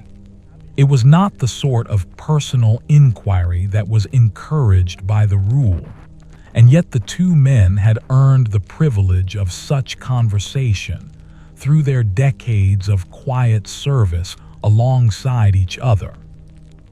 "No," Brother Oswin said finally, "I do not regret it. When I was young, I might have wondered about other lives, other possibilities, but that feeling passed long ago. This life, this work, it is enough, more than enough. It contains everything I need." Brother Leofric nodded slowly. "I feel the same. The bees have been my life's work, just as the candles have been yours, and I believe we have both chosen well." After Brother Leofric departed, Brother Oswin sat alone in the candlery as twilight deepened into darkness. The cooling candles gleamed softly in the gathering gloom, pale and perfect, and ready to carry the abbey's essence into the wider world. The second day of the commission began early. Brother Oswin was awake well before prime, and after the office ended, he began work on the second batch of 4 candles. The process was identical to the previous days, identical in all its external aspects, and yet it felt different to him now. His hands moved with even greater confidence, and the sense of meditation that characterized his work seemed deeper, more profound. He had chosen to create these candles with a particular intention. They were not merely objects of function, but vessels of prayer. With each candle he crafted, he found himself silently praying for the abbey to which they would be sent, asking God's blessing on that community and their work. He prayed for the bishop who would carry them, for safe travels and fruitful ministry. He prayed that these small lights would serve their purpose well and bring comfort and beauty to all who encountered them. This practice of praying through work was not unusual in the monastery. Brother Oswin had observed many of the monks engaging in similar spiritual practices. The scribe whose copying of scripture became a form of prayer, the baker whose kneading of dough was accompanied by silent meditation on God's word. The work itself became the prayer, and the prayer refined and elevated the work. By noon, the second batch was complete and cooling. That left 4 more candles to create in the afternoon and early evening. Brother Oswin allowed himself a brief rest after sext, sitting in the candlery and eating the simple meal that had been left for him: bread, cheese, and a cup of ale. The physical rest was welcome, but more than that, the quiet moment allowed him to recenter his attention before beginning the final batch. The afternoon light was particularly beautiful as Brother Oswin began the third batch of candles. The sun, lower now in the western sky, streamed through the candlery window at a different angle, illuminating surfaces that were usually in shadow. He worked in this golden light, and it seemed to him that the candles themselves were somehow more radiant because of it. Brother Cuthbert passed by the candlery window in the late afternoon and paused, looking in. He had been checking the abbey's sundial in preparation for marking the time for nones. He gestured for Brother Oswin to come to the window, and when Oswin did, the sundial keeper pointed to the shadow cast by the dial's gnomon. "The shadow shows us that we are at the 3rd hour past noon," Brother Cuthbert said. "The day is moving toward evening, though it will still be light for perhaps 3 more hours. You should have time to complete your work." "I will indeed," Brother Oswin replied. "I am nearly finished with the 3rd batch now. Only the final 4 remain." Brother Cuthbert smiled, a rare expression.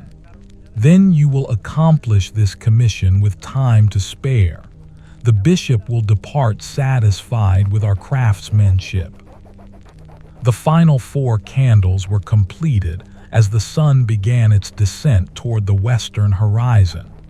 The light in the candlery shifted from gold to amber to deep orange, and then finally to the soft blue-gray that preceded twilight. Brother Oswin worked through all these changes of light, his hands moving with practiced certainty, his attention focused and complete. When the last candle had been carefully placed on the cooling rack, he stood back and surveyed his work. 12 candles, all of them flawless, all of them perfect expressions of the abbey's craft and the community's care. The bell for Compline rang across the abbey, calling the monks to the final office of the day. Brother Oswin attended Compline with the other monks, and there was a particular sense of satisfaction in his presence. The commission had been fulfilled. The work had been accomplished. All that remained was the bishop's departure, which would likely occur the following morning. That night after Compline, Brother Oswin did not immediately retire to the dormitory. Instead, he returned to the candlery one final time to ensure that all the candles were properly arranged for the bishop's inspection and collection in the morning. He had arranged them on a special wooden tray that Brother Thomas had prepared, grouping them in 4 sets of 3, so that the bishop could present them as 6 pairs to the other abbey. The arrangement was both aesthetically pleasing and practical. It would make transport easier and would present the candles in a way that emphasized their careful creation and their value. In the dim light of a single candle that Brother Oswin had lit, the 12 new candles seemed to glow with their own inner light. The pale beeswax held the flame's reflection, and the honey's influence made each candle seem distinctly alive, almost breathing. Brother Oswin stood before them for a long time, feeling the weight of what he had accomplished. These candles represented not just his own skill, but the entire community's care and devotion. They were expressions of the abbey's soul, transformed into wax and wick. When they were lit in the other monastery, they would carry forward something of this place, this community, this life of prayer and work. He felt no pride about this accomplishment, or rather, if pride arose, he acknowledged it silently and released it, offering the feeling to God along with the work itself. What remained was simply satisfaction, the deep contentment that came from having done difficult work well. The bishop departed the abbey the following morning, after prime and a brief private conversation with the abbot. The candles were presented to him as a gift from the community, and Brother Oswin observed from a distance as the bishop examined them. The bishop's old eyes, which had seemed somewhat weary during the visit, brightened with clear appreciation. "These are remarkable," the bishop said to the abbot, turning one of the candles so that it caught the morning light. "Truly remarkable work. Your candlemaker has a gift. These will be treasured." The abbot, standing beside the bishop, glanced toward where Brother Oswin stood. The eye contact was brief, but it carried acknowledgement and appreciation. The bishop's party departed mid-morning, traveling south toward the abbey they would reach by evening. As the horses and attendants moved out through the abbey gates and down the road, Brother Oswin found himself standing in the courtyard, watching them go. The candles, his candles, the community's gift, would accompany the bishop into the world beyond the abbey's walls. It was a strange feeling to see his work depart in this way. For 30 years, his candles had remained within the abbey, burning in the choir and the refectory and the various monastic spaces. They had marked time and provided light for the community that created them. But these 12 candles would now carry something of the abbey forward into a different place, would light a different choir, would mark different prayers in a different community.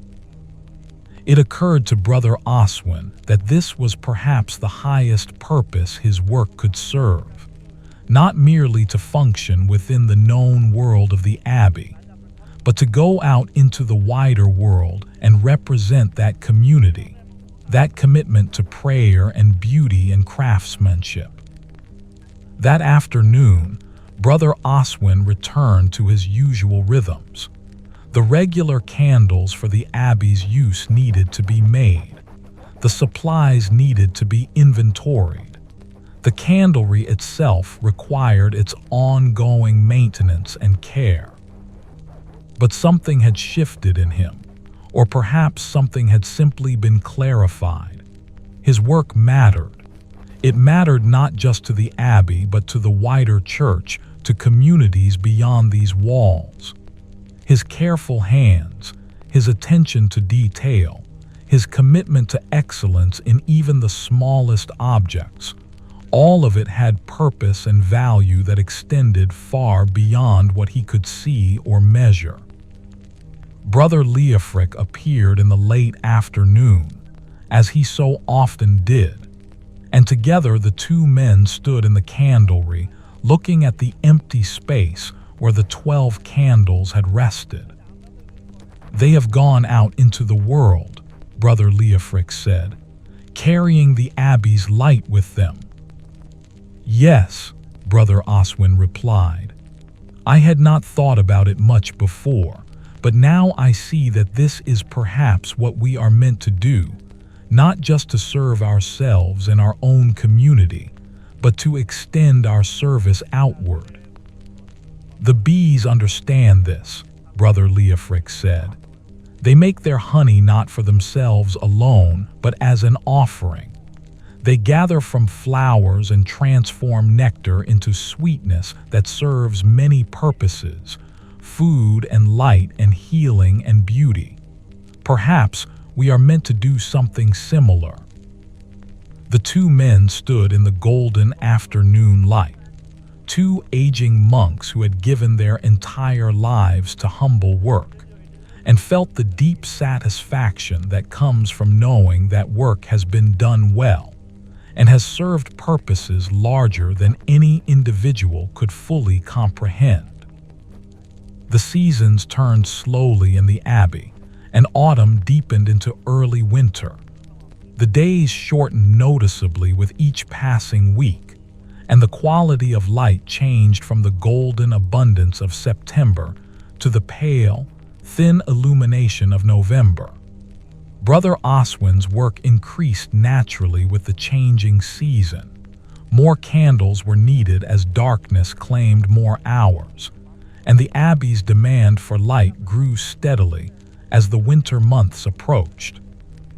But beyond the practical increase in work, something else had shifted in Brother Oswin's awareness. The bishop's visit and the creation of the 12 gift candles had awakened something in him, a recognition that his work existed within a larger context than he had previously allowed himself to fully imagine. The candles he made were not merely objects. They were connections, threads extending from this abbey into the wider world, carrying light and beauty and the essence of the community's dedication. This awareness did not make him work differently.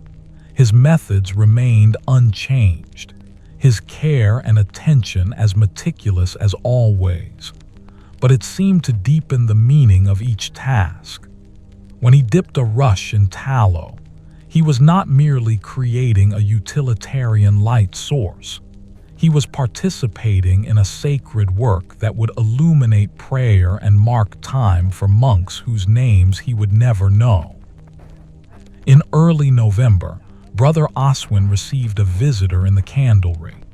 It was Brother Aelred, the abbey's elderly librarian, who rarely left the scriptorium except for offices and meals. Brother Aelred was 83 years old, with trembling hands and eyes that had been weakened by decades of copying manuscript work. Yet his mind remained sharp and his spirit engaged. "I have come to commission a special candle," Brother Aelred said, settling himself carefully on the wooden bench that Brother Oswin kept for visitors. "Or rather, not a candle for my own use, but a candle for a specific purpose."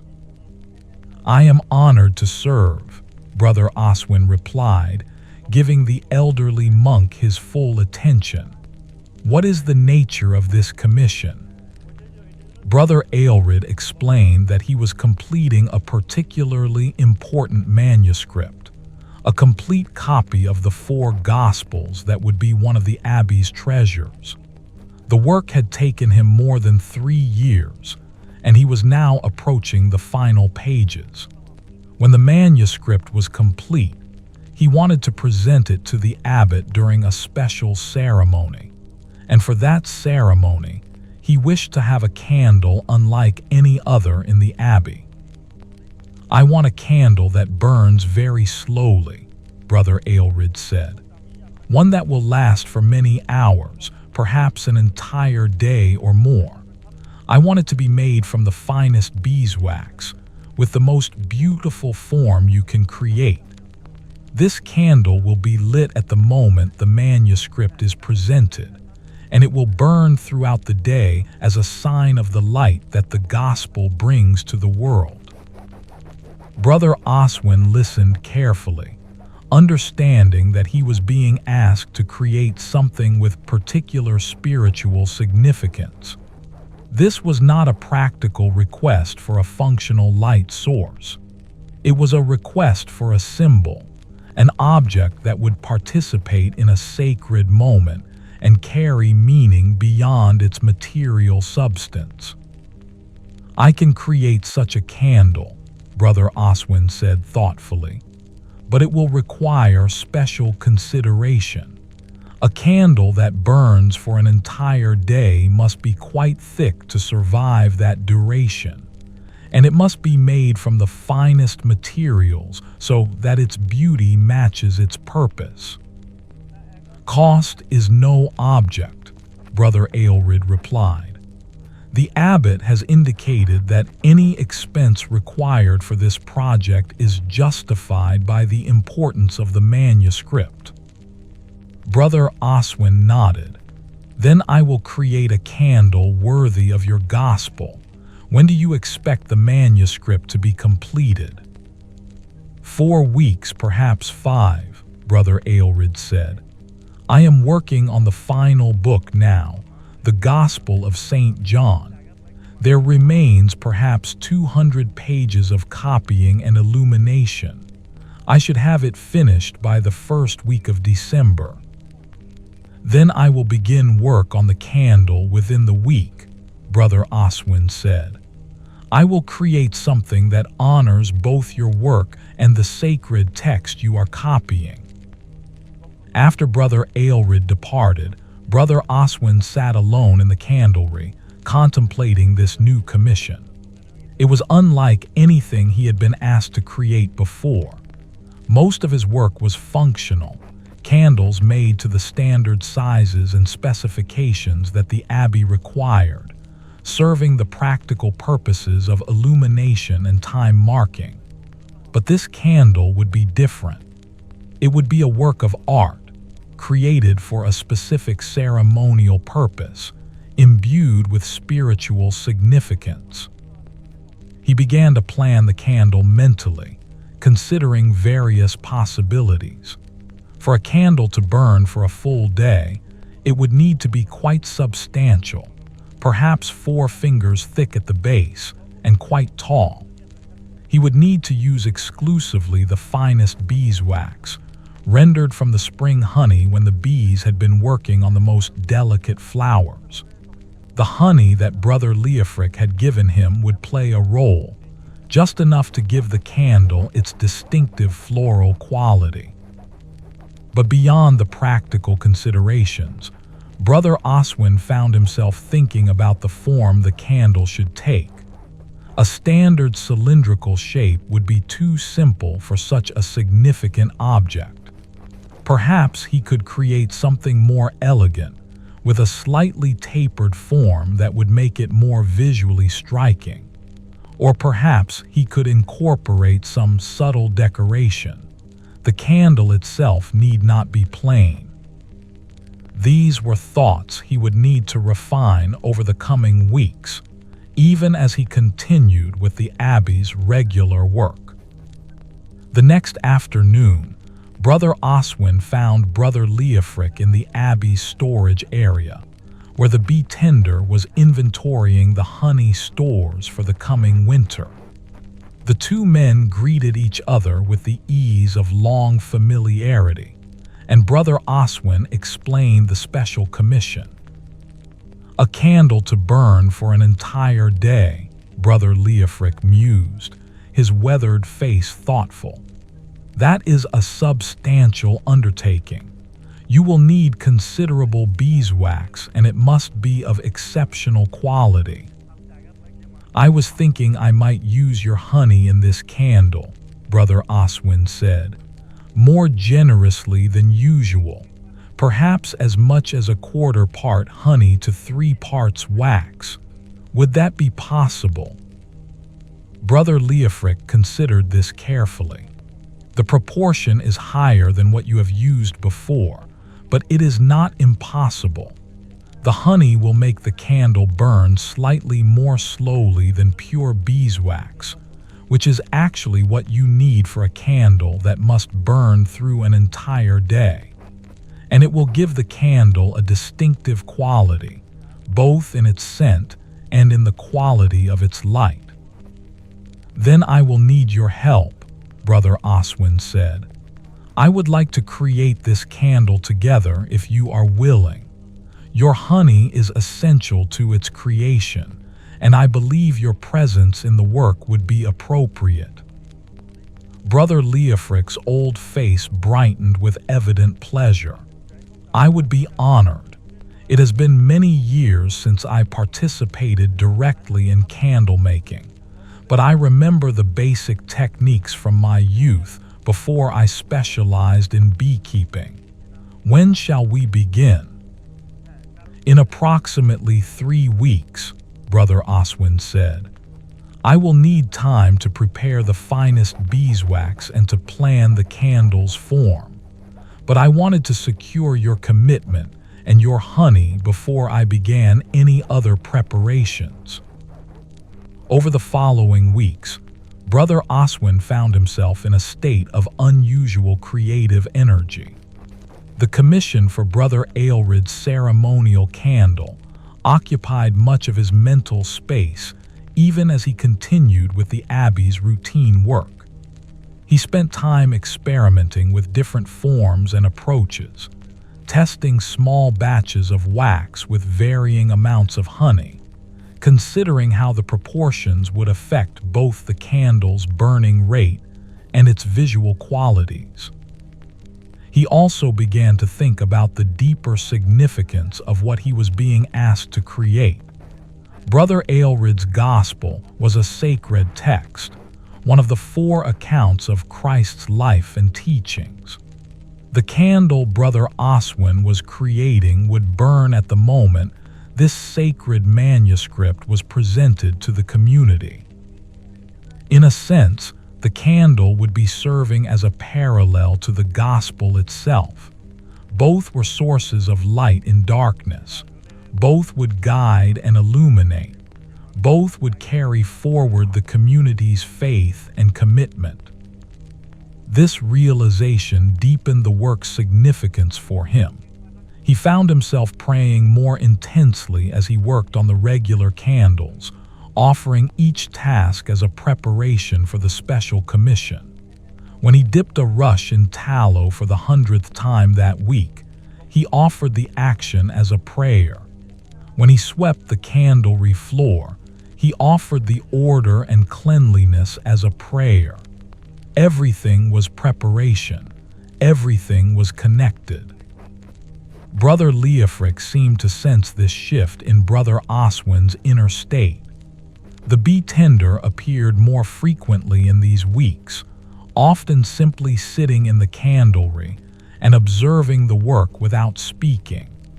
His presence was companionable and supportive, the presence of a fellow craftsman who understood the deeper purposes that underlay the practical work. By the first week of December, Brother Aelred sent word that the gospel manuscript was complete.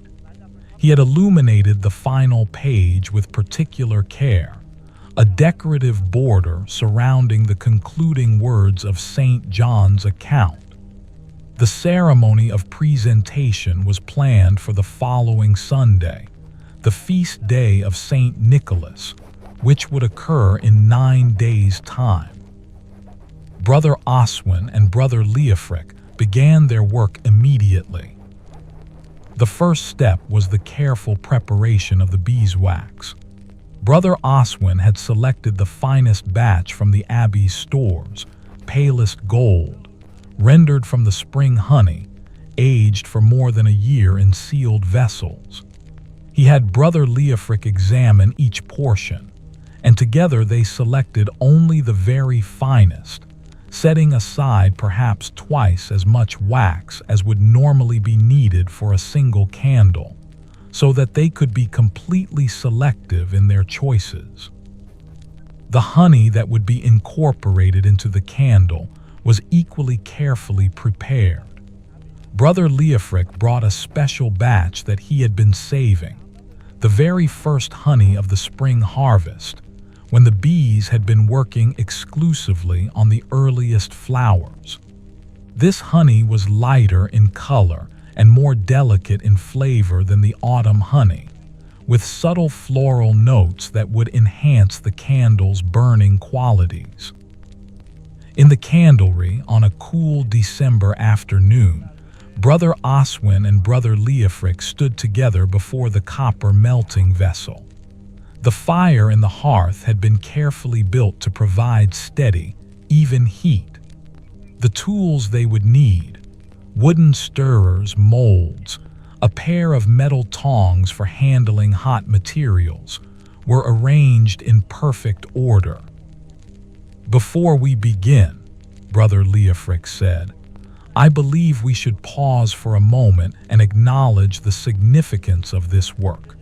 We are creating not merely a candle, but an object that will participate in a sacred moment. Our hands will shape something that will illuminate the presentation of God's Word." Brother Oswin nodded, and the two men stood in silence for a moment, each offering a silent prayer, each preparing himself mentally and spiritually for the work ahead. The process of creating the candle proceeded with meticulous care. Brother Oswin measured the beeswax and placed it in the melting vessel, watching as it gradually liquefied in the steady heat. The transformation from solid to liquid was never hurried. The wax moved through its change of state at its own pace, and to force, it would only damage its delicate properties. Once the wax was completely melted, Brother Leofric carefully added the honey, stirring it in with a wooden stick. The combination transformed the scent of the candlery immediately. The beeswax's natural sweetness was enhanced by the honey's floral notes, creating a fragrance that was both complex and harmonious. "The proportion looks right," Brother Leofric said, examining the mixture carefully. "The honey has mixed evenly. Now we must allow it to cool slightly before pouring, not too much, or it will begin to congeal, but enough that it will set properly in the mold." The waiting was part of the process, and Brother Oswin and Brother Leofric stood together, watching the mixture cool. In this waiting, there was a kind of meditation, a silent participation in the work's rhythm. When the mixture had reached the proper temperature, Brother Oswin carefully poured it into the specially prepared mold, a tall, elegant form that he had crafted from clay specifically for this commission. The mold was shaped to create a candle that was slightly tapered, narrower at the top than at the base, with a graceful curve that would make it visually striking. The wick, made from rush pith rather than the tallow-soaked rushes used for ordinary candles, was positioned at the exact center of the mold, held in place by small wooden supports that Brother Oswin had prepared. As the wax filled the mold, both men watched with intense focus. This was the crucial moment, the point at which form was being created, where invisible intention was becoming visible reality. The candle cooled slowly over the next several hours. Brother Oswin and Brother Leofric remained in the candlery throughout, maintaining a gentle warmth in the hearth to ensure that the cooling happened evenly and completely. To move the candle too early would risk damaging its form. To allow it to cool too quickly could create internal stresses and imperfections. As evening approached and the light in the candlery dimmed toward twilight, the bell for vespers rang across the abbey. The two men attended the office together, and their voices rose in the evening psalms with a particular quality of gratitude and peace. They had completed the main work. Now it remained only to allow the candle to set completely and to remove it from the mold. After Vespers, they returned to the candlery. The candle was still cooling, but sufficiently set that Brother Oswin could carefully begin to remove the mold. The process required patience. The clay needed to be peeled away gradually, in small sections, so that it would not damage the delicate surface of the candle. As the mold fell away, the candle emerged into view. Brother Oswin and Brother Leofric stood in absolute stillness, looking at what they had created. It was perfect. The candle was elegant and beautiful, with the graceful tapered form that Brother Oswin had envisioned. The color was a pale gold that seemed almost luminous even in the gathering darkness. The surface was smooth and flawless, without blemish or irregularity, and the scent that rose from it carried the distinctive floral notes of the spring honey, complex and delicate and absolutely distinctive. "This is beautiful work," Brother Leofric said quietly. "This candle will indeed light a sacred moment." Brother Oswin felt no urge to speak.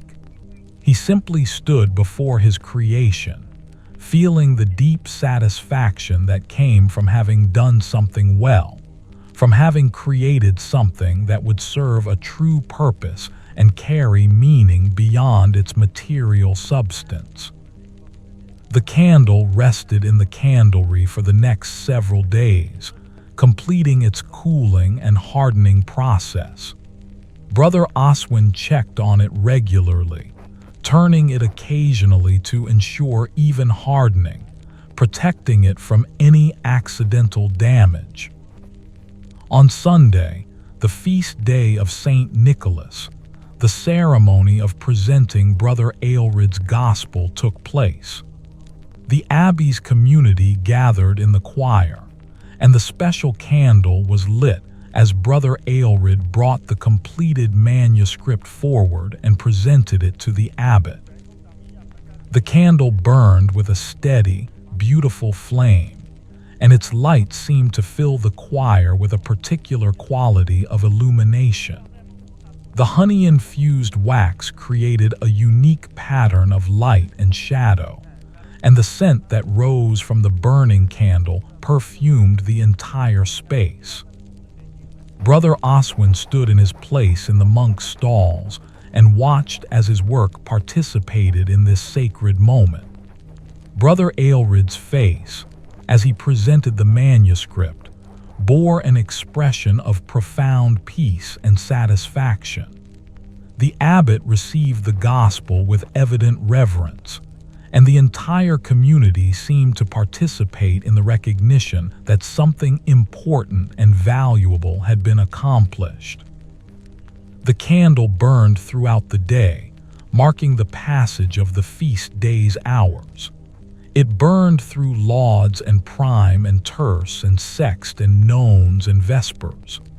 By the time Compline came in the evening, more than half the candle remained, and Brother Oswin knew it would continue burning into the night office, just as it had been designed to do.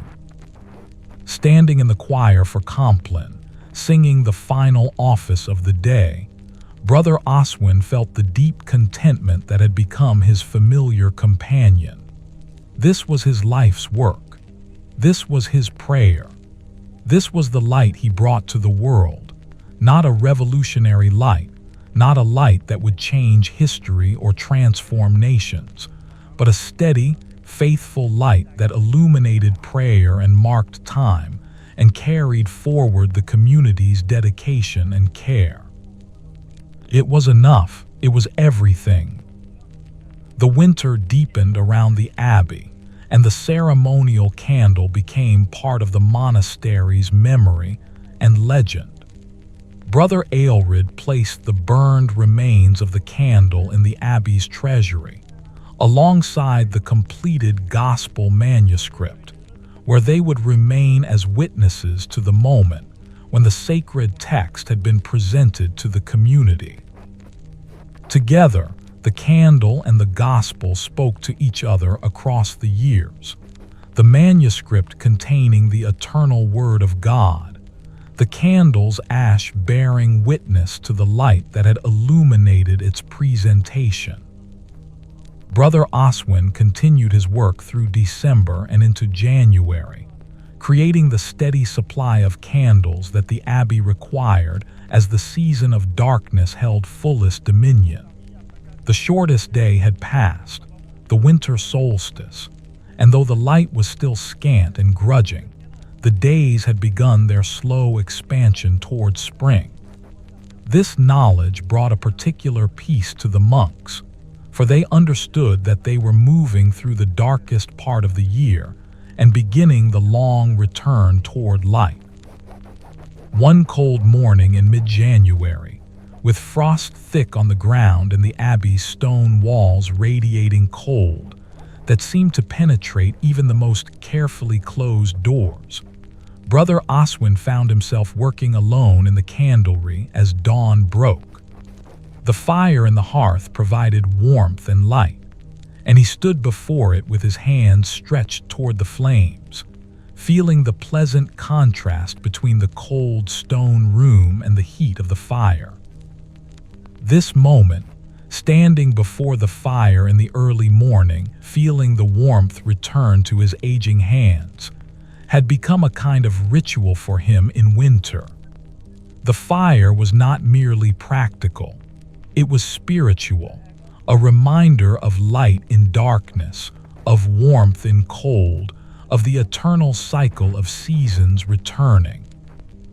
He was lost in this meditation when Brother Cuthbert appeared in the candlery doorway, his steady face bearing an expression of unusual gravity. "Brother Oswin," Brother Cuthbert said, "I have come with both news and a request. May we speak?" Oswin gestured toward the wooden bench, and the two men sat together in the warmth of the fire. "I am aging," Brother Cuthbert said without preamble. "I am 72 years old now, and my hands are beginning to fail me. Last week, I was unable to hold the gnomon of the sundial steady enough to make an accurate observation of the shadow. Brother Malachi had to make the observations instead, and while he is competent, he lacks the particular skills that the work requires." Oswin listened, understanding that something significant was being communicated. "The abbot has asked me to consider identifying a successor," Brother Cuthbert continued. "Someone younger who could learn the work and eventually take over the responsibility of marking time for the abbey. I have been thinking about who might be suitable for this task, and I have realized that there is someone in the abbey whose understanding of time and rhythm is perhaps even deeper than my own." "Who?" Brother Oswin asked, though he was beginning to suspect the answer. "You," Brother Cuthbert said simply. "Your work with the hour candle demonstrates that you understand how time moves and how it can be measured and marked. You have spent 30 years creating objects that measure the passage of hours. I believe you would be an excellent keeper of the sundial. I believe you understand at the deepest level what this work requires." Brother Oswin felt surprise ripple through him, a rare occurrence for a man whose life had been so carefully ordered and predictable. He had never imagined moving into a different role, never conceived of leaving the candlery after so many decades. This would mean leaving the candlery, Brother Cuthbert continued. A new candlemaker would need to be trained, but I believe your contribution to the abbey's life could be expanded and deepened in this way. You would be measuring time itself, not merely creating the markers of time. The proposal occupied Brother Oswin's thoughts for the following days. He found himself considering the offer from multiple angles, weighing what it would mean to leave the work that had defined his entire monastic life, to step into a new role even at his advanced age. He discussed the matter with Brother Leofric, who listened carefully and then offered his own perspective. You have been creating light for 30 years, the bee tender said. Perhaps now it is time for you to help measure the passage of that light, to work with time itself rather than with the objects that mark time. This would be a natural progression, not a departure from your life's work, but an expansion of it. But the candlery would need someone to continue the work, Brother Oswin said. The abbey's entire rhythm depends on the supply of candles. There is a young monk, Brother Oswin, who has shown aptitude for craft work, Brother Leofric replied. I believe he could be trained to manage the candlery. The abbot would not propose this change if he had not already considered how the candlery work would be maintained. Brother Oswin considered this wisdom, understanding that the decision was not entirely his own. The abbot had already been thinking about the broader implications and had presumably made provisions. At the next meeting of the council that the abbot held with his senior monks, the proposal was formally presented to Brother Oswin. The abbot explained that Brother Cuthbert had identified him as a suitable successor to the work of sundial keeping, and that Brother Oswin, a monk of 35 years old with demonstrated skill in practical work, would be trained to take over the candlery. This is not a change that would happen immediately, the abbot explained. Brother Cuthbert will continue in his role, and you will begin apprenticing to him, learning the work gradually over the coming months. By summer, when the sun's position and movement are most clear and observable, you should be ready to assume primary responsibility for the work. Brother Oswin will begin training in the candlery immediately, working under your guidance until you depart. Brother Oswin felt the weight of this proposal settle upon him. It was not unwelcome. He was not resistant to change, but it marked a significant transition, a crossing into new territory at an age when most men expected their lives to become more stable rather than less. I accept, he heard himself say. I will learn this work and serve the abbey in whatever capacity is needed. The transition began slowly. Brother Cuthbert came to the candlery on clear days when observations could be made, and he began teaching Brother Oswin about the sundial and its rhythms. The work was more complex than Brother Oswin had realized from his observations over the years. The sundial was not merely a casual marking of the sun's position. It had been carefully calibrated to account for the abbey's specific latitude, and it provided readings that were accurate to within a few minutes when the sun was visible. Brother Cuthbert had spent decades refining his understanding of how to read the shadow cast by the brass gnomon, how to account for seasonal variations, and how to translate the shadow's position into the ecclesiastical hours that govern the abbey's schedule. The shadow tells the true time, Brother Cuthbert explained as they stood in the courtyard on a clear afternoon in February. But the true time and the ecclesiastical time are not always identical. In summer, the sun rises much earlier than the office of prime begins, and yet we still ring the bell for prime at the same canonical hour.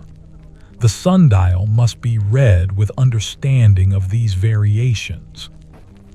Brother Oswin absorbed this knowledge slowly, just as he had absorbed the knowledge of candlemaking decades earlier.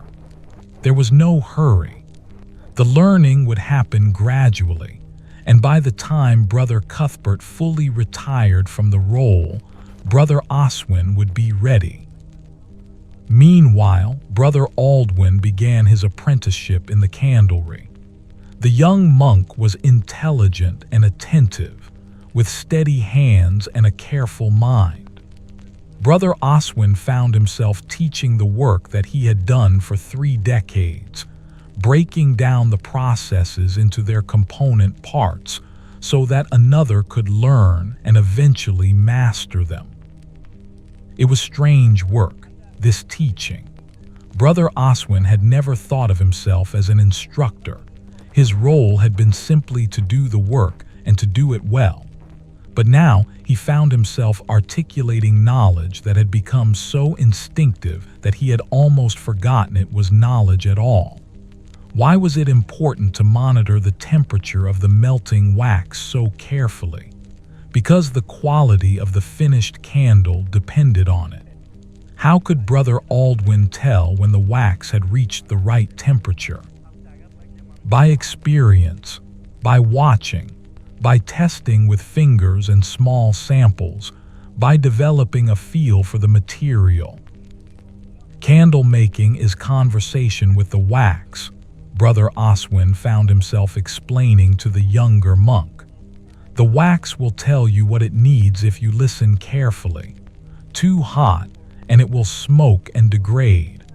Too cool, and it will not flow properly. The right temperature is not something to be measured by external markers.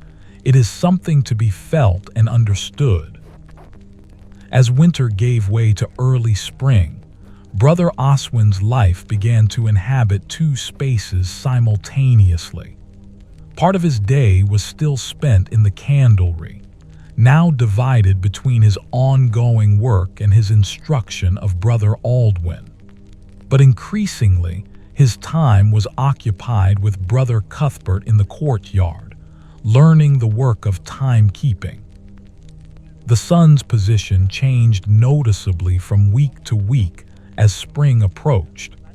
The shadow cast by the sundial's gnomon shifted gradually, becoming shorter as the sun climbed higher in the sky each day.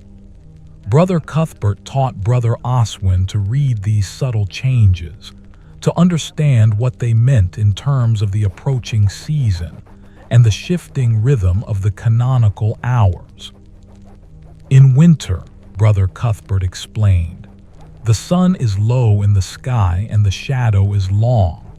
In summer, the sun reaches high and the shadow becomes short. The shadow is not the same on the same calendar day from year to year, because the movement of the sun is not perfectly regular. There are small variations that accumulate, but over the course of a year, the pattern repeats itself.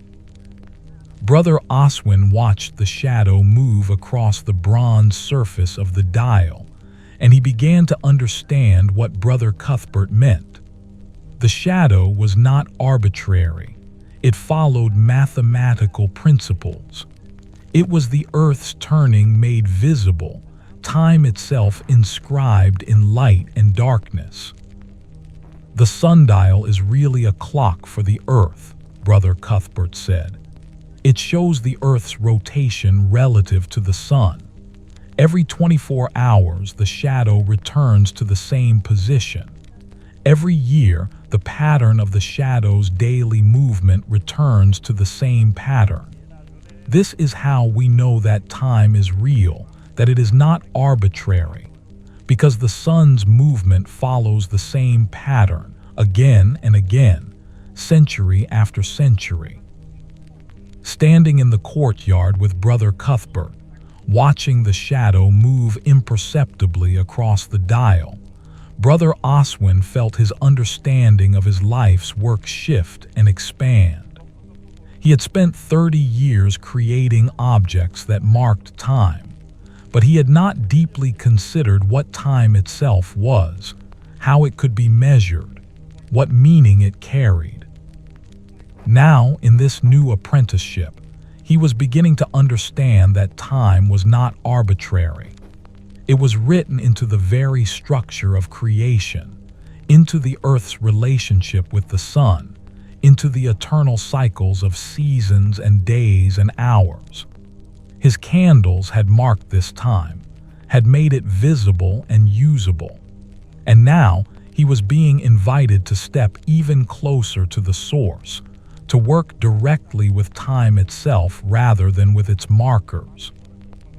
One afternoon in late March, when the first green shoots were beginning to appear in the abbey's garden, and the birdsong had noticeably increased, Brother Oswin stood alone in the courtyard at the sundial. Brother Cuthbert had given him the responsibility of making the noon observation, and he stood with the stylus in his hand, reading the shadow's position with the care that the work required. The shadow fell precisely where it should for this date and this time. The calculation was correct.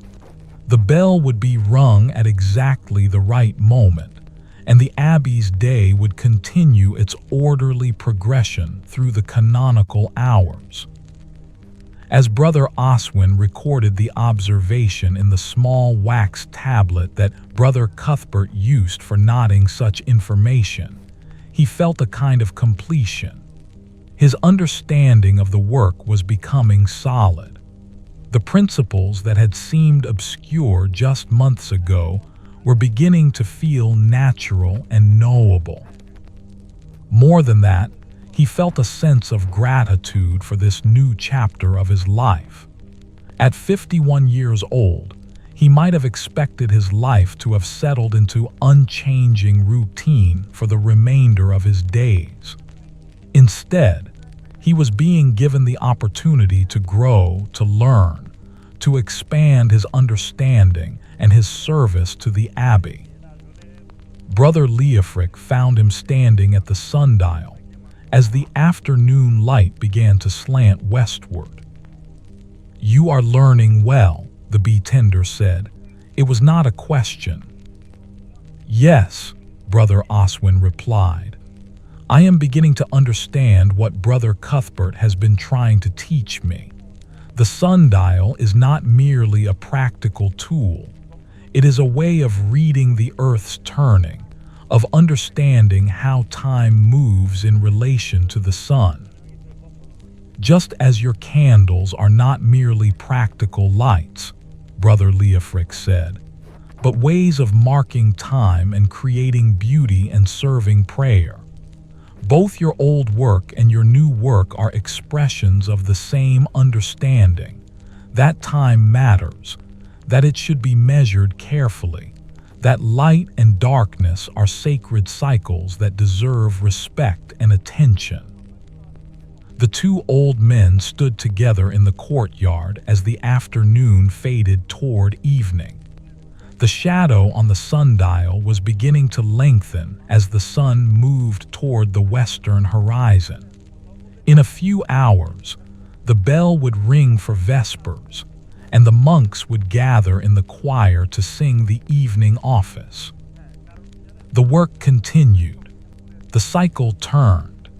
Time moved forward, measured and marked by the faithful hands of monks who had devoted their lives to ensuring that prayer and work were ordered according to the great rhythms of creation. By early summer, Brother Oswin had assumed primary responsibility for the abbey's timekeeping. Brother Cuthbert still appeared regularly at the sundial, offering guidance and verification, but the daily observations and the decisions about when to ring the bell had become Brother Oswin's domain. The transition had happened so gradually that there was no distinct moment when it became official. One day, he simply realized that he was no longer apprenticing, but was instead practicing the craft with full confidence and authority. The work suited him in ways that were becoming increasingly clear. While the candlery had been a place of creation, where raw materials were transformed into finished objects, the sundial work was a practice of reading and interpretation. Brother Oswin stood in the courtyard each day, observing the shadow's position, translating the earth's movement into the abbey's schedule. It was different work, but it engaged the same qualities of attention and care that had characterized his decades in the candlery. Brother Oswin, meanwhile, had settled into the candlery with remarkable competence. The young monk possessed both the practical skills and the meditative qualities that the work required. He had absorbed Brother Oswin's teachings carefully, and though he was still developing his own relationship with the materials and the processes, the abbey's supply of candles continued without interruption. If anything, Brother Oswin brought a youthful energy to the work that was refreshing. He was experimenting with new techniques and combinations, always respectful of tradition, but willing to explore possibilities that Brother Oswin had never considered. In June, with the sun reaching nearly its highest point in the sky and the days stretching toward their maximum length, Brother Oswin found himself contemplating the arc of his own life. He was now 52 years old, still healthy and strong, but acutely aware that the years remaining to him were finite. He had already lived longer than many monks did. He had already served in meaningful ways for 3 decades. Whatever time remained was gift. One evening, after he had completed the day's final observation at the sundial and recorded the shadow's position, Brother Oswin walked through the abbey's grounds rather than immediately proceeding to the dormitory. The summer evening was mild and beautiful, and the light lingered in the western sky long after the sun had slipped below the horizon. The birds sang their evening songs, and the grass beneath his feet was soft and living. He found himself drawn toward the abbey's apiary, where Brother Leofric was making his final observations of the day. The bee tender was tending to the hives, checking that all was well with the colonies, ensuring that they had sufficient space and resources as the season progressed. "The bees are thriving," Brother Leofric said as Brother Oswin approached. "This year promises to be exceptional. The spring flowering was abundant and the colonies have built up their numbers well. By late summer, we should have considerable honey to harvest." Brother Oswin stood beside the beekeeper, watching the bees move in and out of the hives. Even after decades of proximity to Brother Leofric's work, he found the activity of the bees endlessly fascinating. They moved with such purposefulness, each individual following its own path while contributing to the collective work of the hive. "You have been thinking about something," Brother Leofric observed. It was not a question. "I have been thinking about time," Brother Oswin said. "All these years I have been marking time, first with candles, now with the sundial. But I have realized that I never really understood what time is. It seemed to me that time was simply a sequence of moments, one following after another endlessly. But now I see that time is not like that at all." "Tell me what you have come to understand," Brother Leofric said, settling himself onto a wooden bench near the hives. "Time is cyclical," Brother Oswin said slowly, working out the thoughts as he spoke. "The earth turns and day becomes night and night becomes day again. The seasons turn and spring comes and summer and autumn and winter, and then spring returns. The years pass and decades become centuries, but the pattern of the seasons continues. Nothing is truly lost. Everything returns, though not in the same form." "Yes," Brother Leofric said. "This is what the bees teach us every year. They go through their cycles, gathering and building and raising young and storing resources. And then the season turns and the cycles repeat. Nothing is wasted. Everything returns to serve another cycle." The two men sat in companionable silence as the evening deepened around them. The sun had completely set now, and the first stars were appearing in the darkening sky. Soon the bell would ring for Compline, the final office of the day, and the monks would gather in the choir for the last time before night claimed the abbey. "You have been a good friend to me," Brother Oswin said to Brother Leofric. "All these years, your presence has reminded me of something important about the work, that it is not about the individual craftsman, but about the community and the cycles of creation." "And you have been a good friend to me," Brother Leofric replied.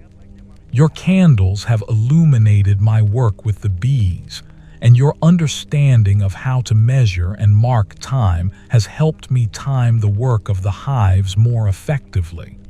We have served each other through our work." The bell for Compline rang across the abbey, and Brother Oswin rose to make his way toward the choir. But as he walked, he felt a subtle shift in his awareness. The evening service would be the same as always. The same psalms, the same prayers, the same rhythm that had characterized his entire monastic life. And yet it would also be different because he himself was different, having come to new understanding about the nature of time and cycles and the sacred work of marking and measuring. That night, as he lay in his narrow bed in the dormitory, Brother Oswin found himself thinking about something that Brother Cuthbert had said early in his teaching about the sundial.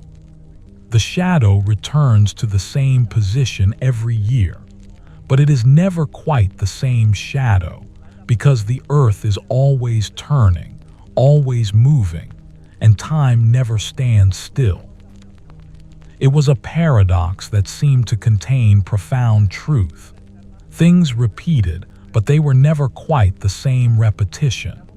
Each day was like the day before, yet different.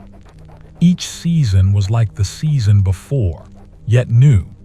And each person lived through the cycles of life, birth and growth and work and aging, that had been lived by countless generations before and would be lived by countless generations after.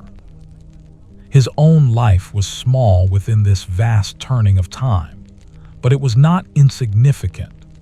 The candles he had made would eventually burn completely, their wax consumed, their light released into the world and then fading into memory. But the light they had provided would have illuminated prayer and marked time and served the community. That service continued into eternity in a way that he could not fully measure or understand. As summer progressed toward autumn, Brother Oswin found himself increasingly contemplating the nature of his service and its place within the larger rhythms of the abbey's life. He had begun to notice something remarkable. Almost every significant moment in the abbey's life involved both time and light working together. When the bishop had visited, his candles had burned while Brother Cuthbert marked the hours with the sundial. When Brother Aelred had presented the gospel manuscript, the ceremonial candle had illuminated the moment while the day had progressed through the canonical hours.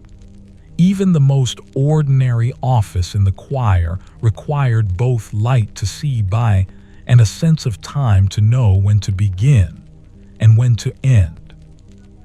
Brother Oswin realized that his two roles, candlemaker and timekeeper, were not really separate.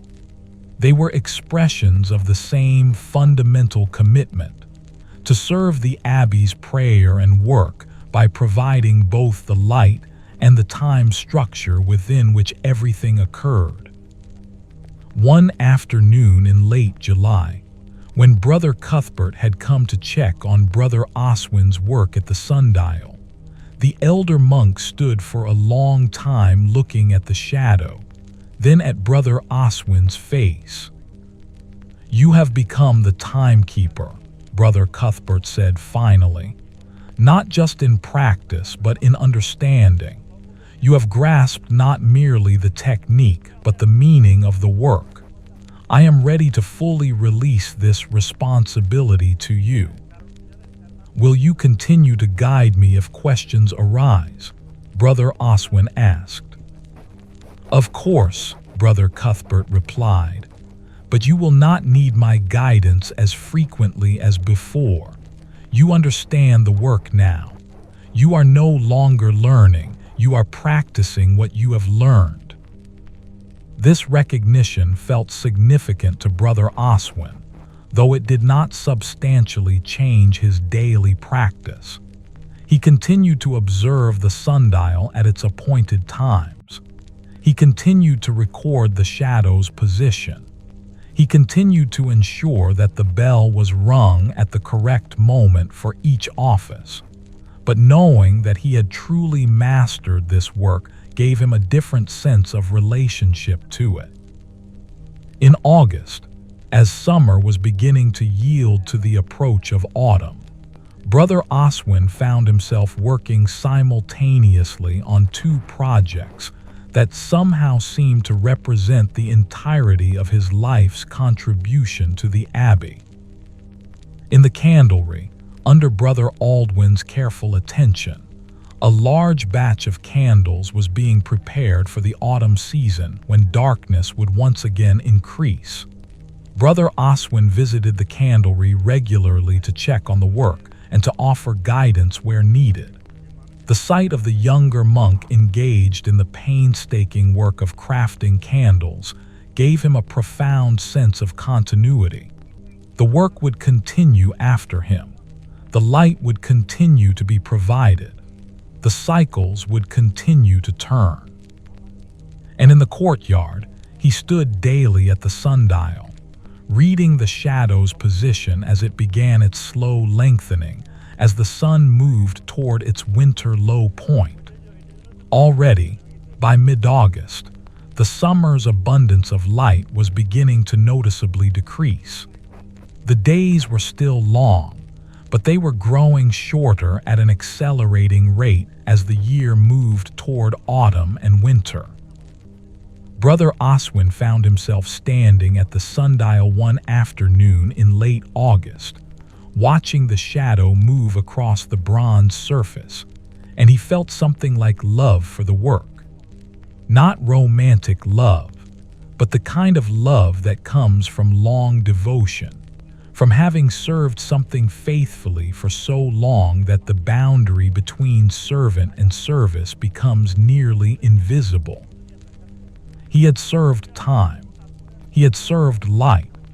He had served the abbey's prayer through both the creation and the measurement of these sacred resources.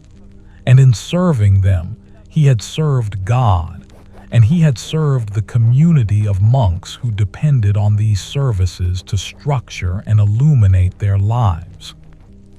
As September arrived and the leaves began their transformation from green to gold and red, Brother Oswin received a visitor. It was a young man from the village, perhaps 20 years old, who came to the candlery seeking Brother Aldwin. The youth was the son of the village candlemaker, and he carried a letter from his father to Brother Oswin. When the youth departed, Brother Oswin came to find Brother Oswin and showed him the letter. It was a proposal. The village candlemaker, who was aging and had no son to inherit his craft, was wondering if Brother Oswin might be interested in eventually leaving the monastery to take over his trade. The letter was respectful and offered substantial terms, but it was clear that the candlemaker understood he was asking Brother Oswin to choose between two vocations.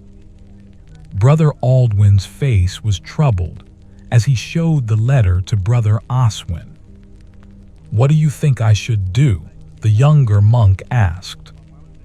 Brother Oswin considered carefully before responding. "What does your heart tell you?" he asked finally. "My heart is divided," Brother Oswin said. "I have grown to love this work in the candlery, but I have family in the village and I think about them often. The candle-making trade is a good life, and my father's craft could continue through me." "Then you must follow where your heart truly leads," Brother Oswin said. "There is honor in both paths, the monastic life and the craftsman's life. Either would be good. The question is which one is right for you." "If I leave," Brother Oswin said, "who will continue the candlery work?" "The abbot will find someone," Brother Oswin replied. "The work does not depend on any one person. It is the same principle that has guided my entire life in the abbey. I make the candles and then other people use them. The candles serve their purpose and the work continues. If you leave, someone else will be called to this work, just as I was called to it 30 years ago." Brother Oswin seemed to find some peace in this perspective. Over the following weeks, he continued his work in the candlery, but he also began corresponding with his father, wrestling with the decision that faced him. By October, as the autumn festival season began and the harvest work occupied much of the abbey's attention, Brother Oswin made his decision. He would leave the abbey in the spring, after the winter season when the candlery work would be most crucial, and he would take over his father's trade in the village.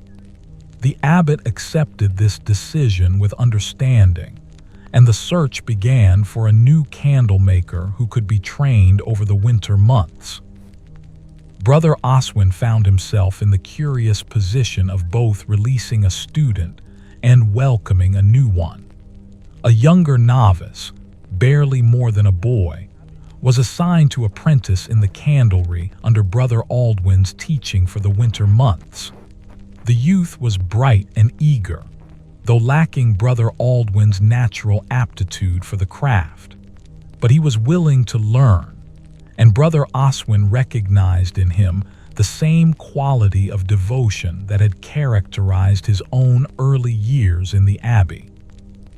The cycles continued. One person departed, another arrived. The work remained constant even as the people performing it changed. This principle, which Brother Oswin had been contemplating for months, now manifested itself concretely in the abbey's life. As November arrived and the abbey began its preparation for the darkness of winter, Brother Oswin stood at the sundial one morning and realized that he had lived through 52 complete cycles of seasons, 52 complete journeys of the sun across the sky. 52 times the shadow on the dial had returned to the same position. 52 times the pattern had repeated while also remaining eternally new. He thought about all the candles he had made in his life, thousands of them. Each one burned and disappeared, but the light they provided had illuminated prayer and marked time. The work of making candles would continue after him, performed by other hands, serving future monks and future communities. His candles would disappear, but the work would endure. The same was true of his timekeeping. He marked the hours with the sundial and the bell, but the hours would continue to be marked long after he had departed this life. Other men would stand in the courtyard and read the shadow, just as Brother Cuthbert had done before him. Standing in the courtyard as the autumn morning turned toward midday, Brother Oswin felt a profound peace settle over him. He was not essential.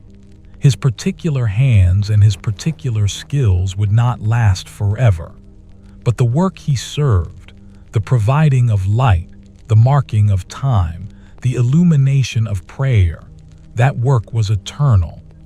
It would continue as long as there were communities of monks devoted to prayer, which was to say, perhaps forever. The winter of Brother Oswin's 53rd year was the coldest anyone in the abbey could remember. Snow fell in abundance, accumulating faster than the monks could clear it from the pathways. The candlery, always cool, became almost frigid, and Brother Oswin found himself working through layers of wool and linen, his breath visible in the cold air, his hands occasionally stiffening despite the fire in the hearth. The demand for candles increased dramatically. The cold meant that more light was needed to warm spirits, and the heavy snow clouds brought darkness even to midday hours. The abbey required nearly twice the usual number of candles to maintain adequate illumination in the choir, the refectory, and the various monastic spaces. Brother Oswin did not experience this increased demand as burden. Instead, he found himself entering into a state of complete absorption in the work. He arrived at the candlery before dawn and often remained there after the evening bell, working by candlelight to complete the necessary supply. The young novice who was apprenticing to Brother Oswin, his name was Cuthbert, curiously echoing both the abbot and the sundial keeper, worked alongside him with increasing competence. There was a meditative quality to this intensive work. The repetition became almost hypnotic, dipping, cooling, dipping again. The rush gradually thickened as tallow accumulated on its surface. The process was ancient and unchanging, the same technique that had been used for centuries, the same technique that Brother Oswin had performed 10,000 times or more across 30 years. One night in late January, during one of the particularly severe cold spells that characterized this exceptional winter, Brother Oswin stood before the hearth in the candlery and felt something shift in his chest. It was not pain, exactly, but rather a kind of constriction, a tightness that seemed to emanate from the very center of his being. He sat down on the bench near the fire, feeling the warmth against his face, and allowed himself to simply rest. The young novice Cuthbert had departed hours earlier for the dormitory, and Brother Oswin was alone in the candlery. The fire crackled softly, and the candles he had made rested on their racks, waiting to be distributed to the abbey's various spaces in the morning. The sensation in his chest gradually passed, though it left behind a strange awareness, a knowledge that his body was aging, that it was not inexhaustible, that it would eventually fail him. Brother Oswin had known this intellectually for many years, of course, but this was the first time he had felt it in such a direct and immediate way.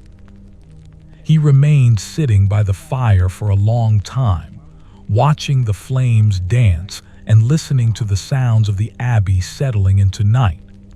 Somewhere in the bell tower, Brother Malachi was watching the hour candle, ensuring that the night offices would be marked correctly. In the dormitory, the monks were sleeping the deep sleep of the righteous, their rest earned by a day of prayer and labor. In the courtyard, the sundial waited for the return of light, its shadow invisible in the darkness, its silent reading of time continuing even in the absence of observers. When Brother Oswin finally rose and made his way to the dormitory, he moved more slowly than usual. His joints felt stiff from the cold, and his breath came with slightly more effort than it had only weeks before.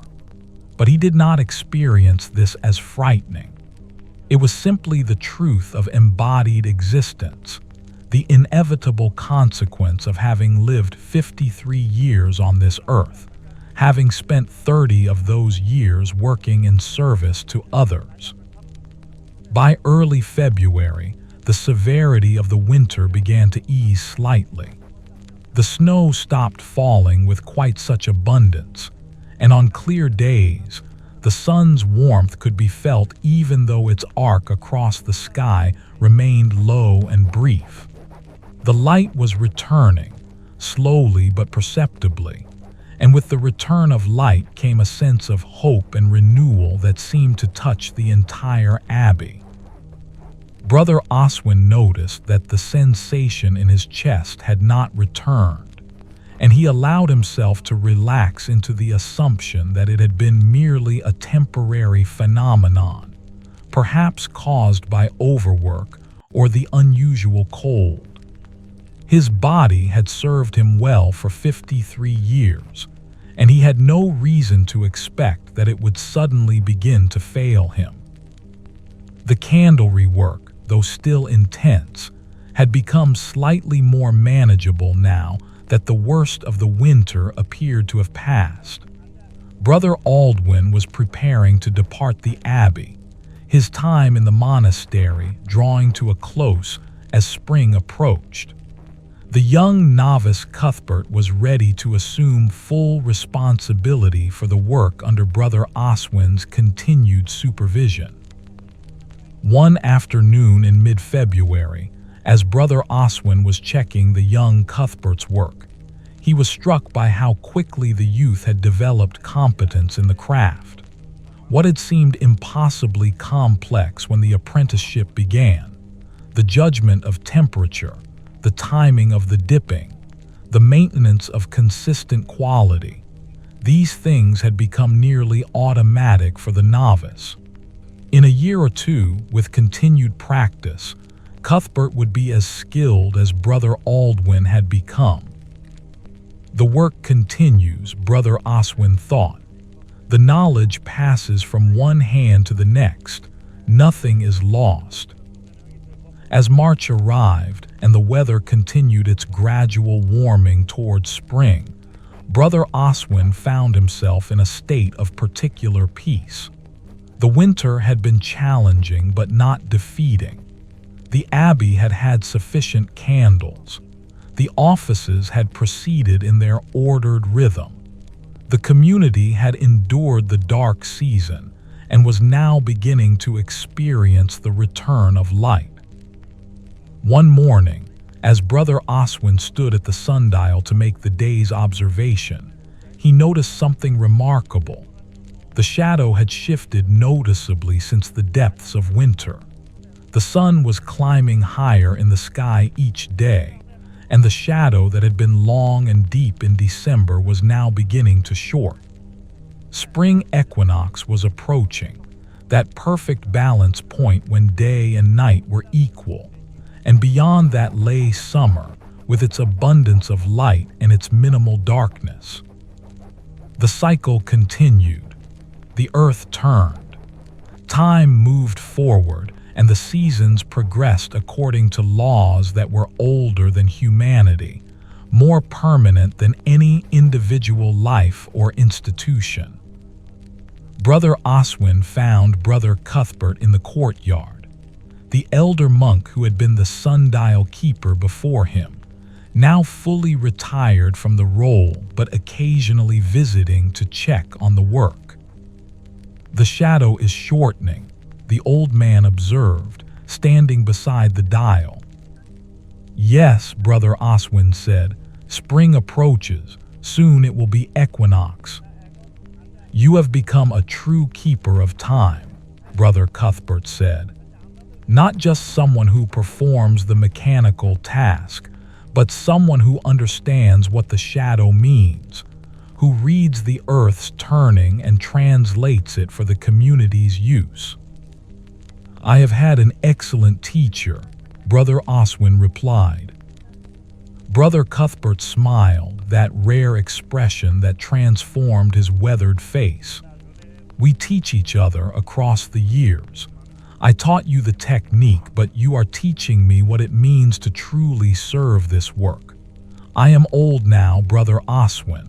I do not have many years left, but I am content knowing that the work will continue after me in your capable hands."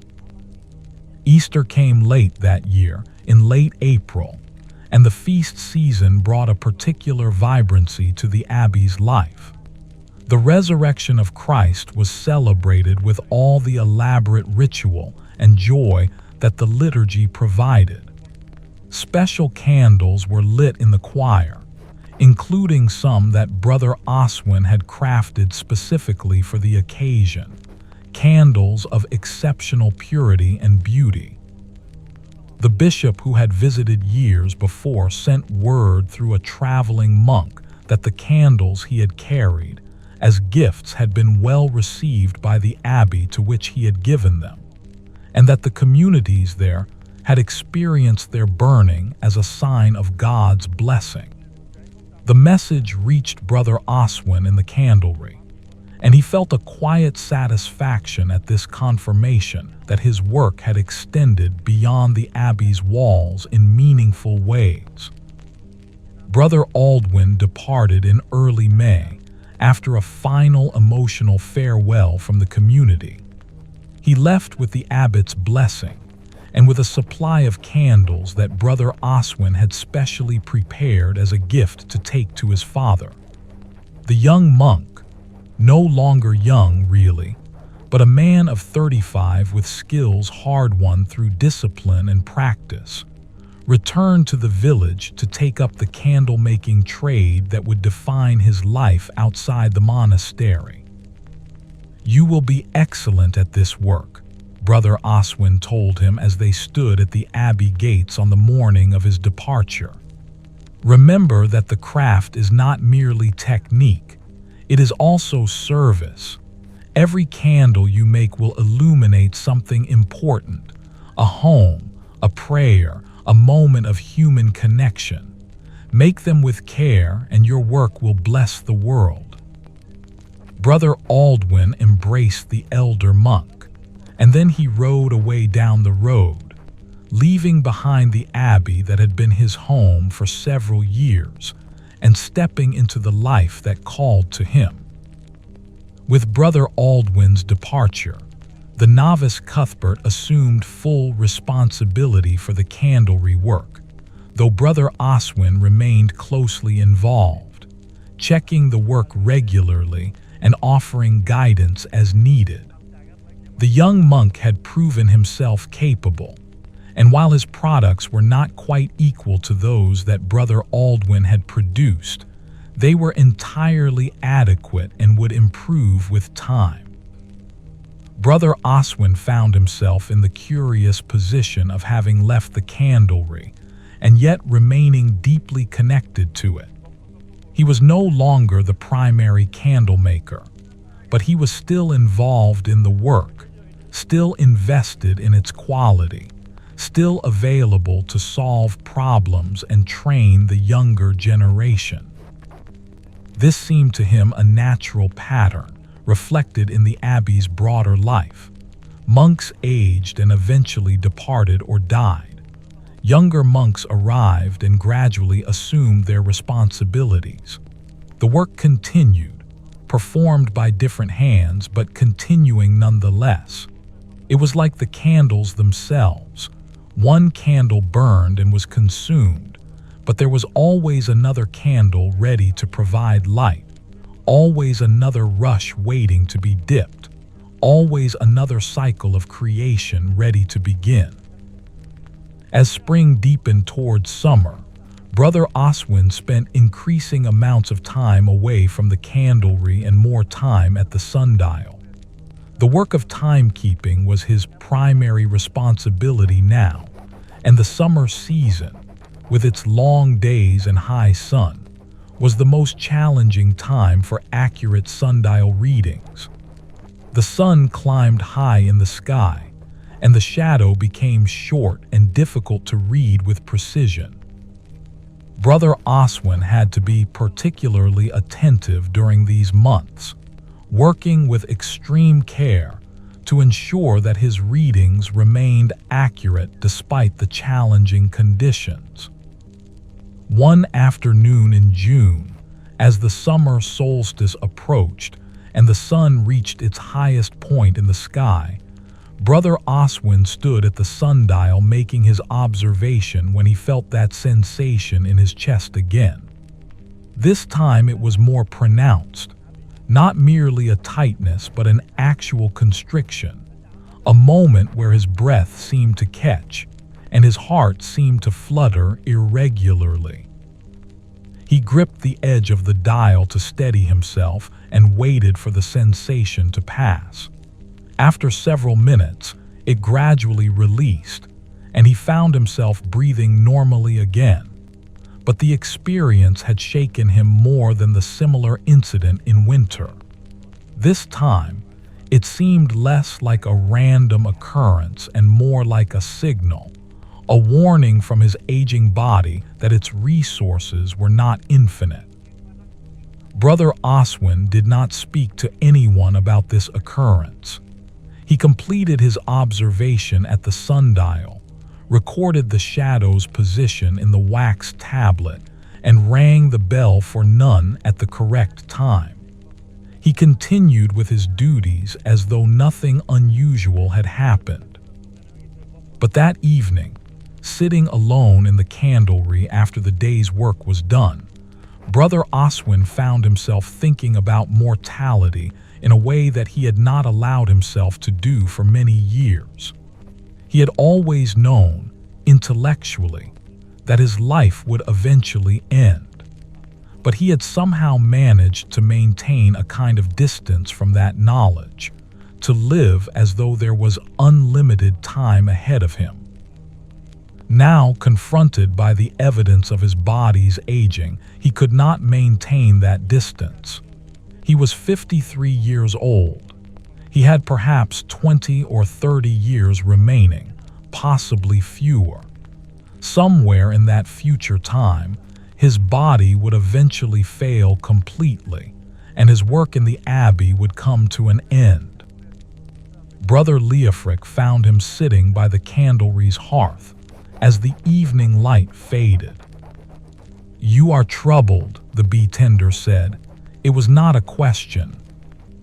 Brother Oswin decided to be honest. "I felt something strange in my chest this afternoon, a constriction, a kind of irregularity in my heartbeat. It passed, but it reminded me that my body is aging." Brother Leofric settled himself on the bench beside his old friend.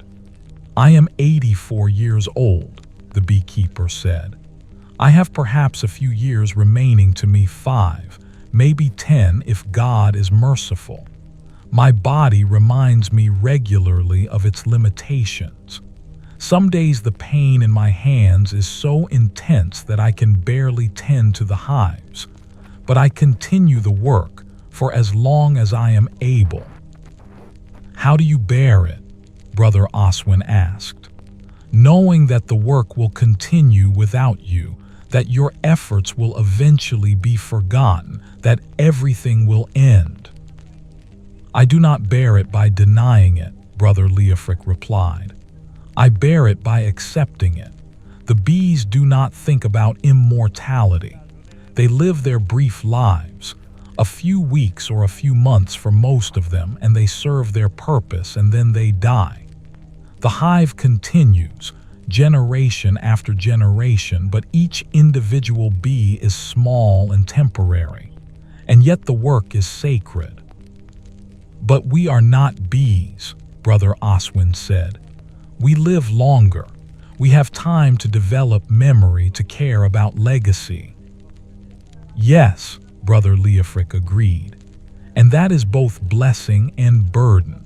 We have time to see the consequences of our work. We have time to train successors. We have time to understand that our individual lives are part of something larger than ourselves. But we also have time to worry, to fear, to resist the inevitable. The question is whether we will spend that time in fear or in gratitude. The two old men sat in silence as the light faded completely, and the candles in the candlery, candles that Brother Oswin had made, provided the only illumination. I am grateful, Brother Oswin said finally. I have lived a good life. I have served the abbey faithfully. My work has had meaning and purpose. If my time is approaching its end, I can accept that with peace. That is wisdom, Brother Leofric said, and it is the fruit of a life well lived. You have prepared yourself for this moment through all your years of service. Your acceptance of mortality is not resignation, but a completion of understanding. In the weeks that followed, Brother Oswin found himself relating to his work with a subtle shift in awareness. Nothing external changed. He still observed the sundial, still marked the hours, still consulted with young Cuthbert about the candlery work. But internally, he was holding all of it more lightly, understanding it as temporary in the deepest sense, knowing that he would not continue this work forever. This lightness, paradoxically, made the work feel more precious rather than less. Each observation at the sundial was not merely a functional task, but a small meditation on the turning of the earth and the passage of time. Each candle he examined was not merely a product to be evaluated, but an expression of craft and care that would illuminate prayer and then be consumed, returning to its elements. Brother Oswin began to understand something that he had not fully grasped before: the beauty of impermanence. The candles were beautiful precisely because they would burn and disappear. The shadows on the sundial were meaningful precisely because they changed constantly, never remaining the same. His own life was precious precisely because it was finite, because it would not continue forever, because it had a beginning and would have an end. As summer deepened and July arrived with its heat and its abundance of light, Brother Oswin felt an unusual peace settling over him. His body continued to remind him occasionally of its limitations, but these reminders did not frighten him anymore.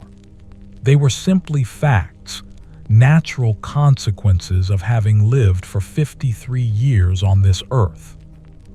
He was ready, he realized, for whatever came next. If he had 20 years remaining, he would serve faithfully.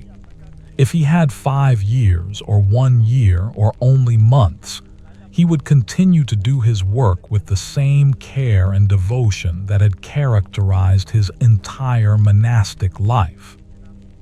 The cycles would continue. The sun would turn. The seasons would progress. Candles would be made and burned and replaced by others. Monks would come and go. The abbey would endure and the work would endure, and individual lives like his own would flower briefly and then fade, each one contributing to the larger pattern. The autumn of Brother Oswin's 54th year arrived with particular beauty. The summer's intense heat gave way gradually to cooler temperatures, and the light, which had been abundant and somewhat harsh during the peak of summer, began to take on the golden quality that characterized the season of harvest and preparation for winter. Brother Oswin moved through this season with a gentleness that seemed to reflect the gentleness of the fading summer itself. His work at the sundial continued as always, the daily observations, the careful reading of the shadow's position, the marking of the canonical hours. But he had begun to spend additional time simply standing in the courtyard, watching the light change, feeling the warmth of the sun on his face, observing the birds preparing for their migration south. The abbey seemed to sense the approach of autumn as well. The gardens were being harvested, the stores being prepared for winter, the rhythm of work intensifying as the community gathered and preserved the year's abundance. Brother Leofric's final honey harvest was completed, his largest harvest yet, which seemed fitting for a man who was beginning to acknowledge that his time as bee tender would not continue indefinitely. One afternoon, as Brother Oswin stood at the sundial making an observation, he noticed that Brother Leofric was not in the apiary where he usually spent his afternoons. Brother Oswin felt a small flutter of concern, and after completing his work at the dial, he made his way toward the dormitory to check on his old friend. He found Brother Leofric in his cell, lying on his narrow bed, his ancient face peaceful but clearly marked by pain. The bee tender was awake, and he greeted Brother Oswin with a slight smile. "My body is finally speaking clearly," Brother Leofric said without preamble. "The infirmarian has given me permission to rest today. My hands are too painful for the work, and I have decided it is time to listen to what my body is telling me." Brother Oswin sat on the edge of the bed carefully. "How long have you felt this way?" "Several weeks now," Brother Leofric said. "But today it became clear that I can no longer ignore it. I am 85 years old, Brother Oswin. I have had a long life and I have lived it well. I think it is time to prepare for the final chapter." "You should not speak of endings," Brother Oswin said, though even as he spoke the words, he knew they were inadequate. Brother Leofric was stating simple truth, not expressing morbid despair. "Why not?" the bee tender replied. "Endings are as natural as beginnings. The seasons end and new seasons begin. Flowers bloom and wither. Bees live their brief lives and die, and new bees are born. A man lives his allotted span and then yields to what comes next. This is not tragedy. It is the proper order of creation." Over the following weeks, Brother Leofric's condition gradually worsened. Some days were better than others. On the good days, he could walk slowly through the cloister and observe the apiary from a distance, seeing that his successor in the beekeeping work was managing things reasonably well. But increasingly, he spent time confined to his cell or to the infirmary, where Brother Maynard, the abbey's healer, tended to his needs with careful compassion. In October, as the autumn festival approached and the harvest work was reaching its completion, Brother Leofric asked to see Brother Oswin. When Oswin arrived at the infirmary, he found his old friend propped up on pillows, his body noticeably diminished, his breathing shallow but steady. "I want to tell you something," Brother Leofric said, his voice quiet but clear. "I want you to remember it after I am gone. Will you listen?" "Of course," Brother Oswin said, sitting beside the bed.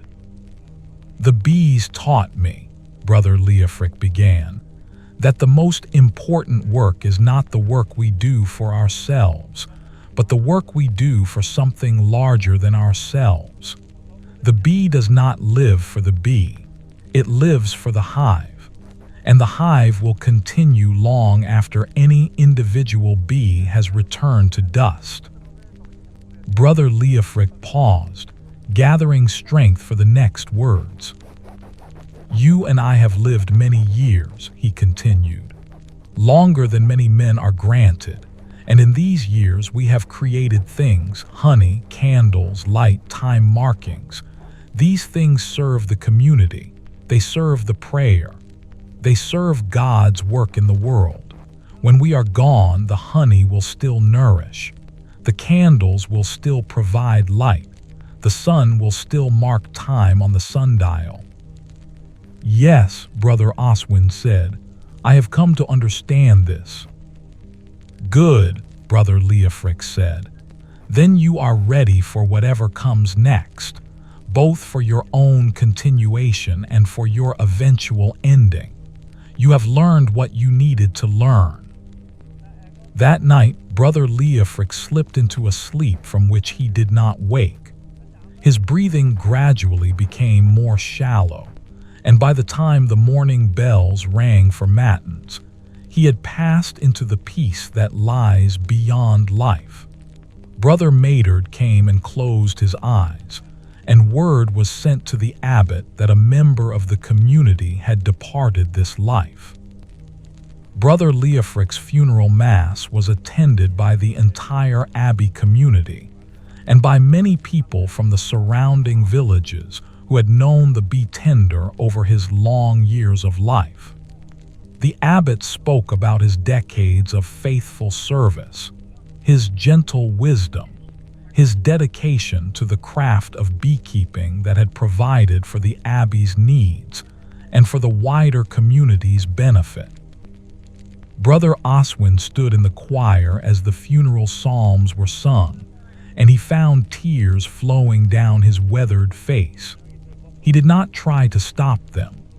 The death of his oldest and dearest friend was a sorrow that deserved to be acknowledged and expressed. After the funeral, Brother Oswin found himself in the apiary, standing among the beehives that had been the center of Brother Leofric's life's work. The bees continued their activities as though nothing had changed, moving in and out of the hives, gathering the last resources of the autumn before winter arrived. They would never know that the man who had cared for them so carefully was gone. They would continue their cycles, generation after generation, indifferent to human death and loss. Yet there was comfort in this, Brother Oswin realized. The work would continue, the honey would be made, the cycles would turn. Brother Leofric's death marked an ending, but it also marked a continuation, the passing of responsibility to the younger monks who would care for the hives in future years. November brought the first serious frosts, and the abbey began its final preparations for the winter season. Brother Oswin found himself working particularly intensely in these weeks, observing the sundial with meticulous care, checking on young Cuthbert's work in the candlery, ensuring that all systems were prepared for the dark months ahead. But he also found himself spending increasing time in quiet reflection. Brother Leofric's death had shifted something in his awareness. The bee tender had not been extraordinarily old by the standards of humans who lived long lives, but he had been old enough that his passing seemed to confirm what Brother Oswin had begun to sense in his own body. that mortality was not an abstract concept but a lived reality, that it was not something that happened to other people, but something that would happen to him. One afternoon, as the shortest day approached, Brother Oswin stood at the sundial and realized that he had now lived through 15 seasons as the abbey's primary timekeeper. 15 cycles of the sun, 15 journeys through spring and summer and autumn and winter. 15 times he had watched the shadow lengthen as winter approached and shorten as summer returned. 15 times he had stood in this courtyard and read the earth's turning. How many more cycles would he witness? 5, 10, possibly as few as 1 or 2 if his body's hints were accurate predictions of what lay ahead. But however many remained, he would continue this work faithfully, continue to mark time and provide light, continue to serve the abbey's prayer and life. During this season of contemplation, Brother Oswin was called to the abbot's office. The abbot, who was himself aging, looked at the timekeeper with evident affection and respect. "I wanted to speak with you about your successor," the abbot said. "Brother Cuthbert has been apprenticing in the candlery for more than a year now, and he is becoming competent in that work. But I believe he also has aptitude for the work of timekeeping. I was thinking of having him begin to learn the sundial work from you as a second craft. This would prepare him to eventually take over that responsibility when you are ready to release it." Brother Oswin considered this proposal, understanding its implications. "This would take considerable time," he said. "The sundial work is not as immediately practical as candlemaking. It requires understanding of astronomy and of the seasons, not merely mechanical skill." "I know," the abbot said, "but you have many years ahead of you, God willing. And it is good practice to ensure that crucial work has multiple people trained in it. If both Brother Cuthbert and you understand the sundial, then the abbey's timekeeping will be secure regardless of what circumstances arise."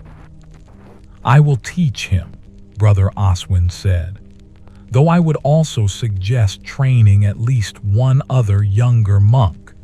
The principle should be that essential work is never dependent on a single person." The abbot smiled.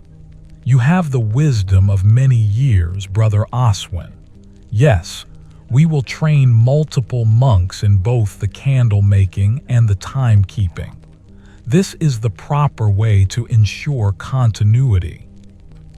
Winter arrived with intensity that matched the previous year's severity. The snow was deep, the cold profound, and the darkness seemed almost absolute during the shortest days.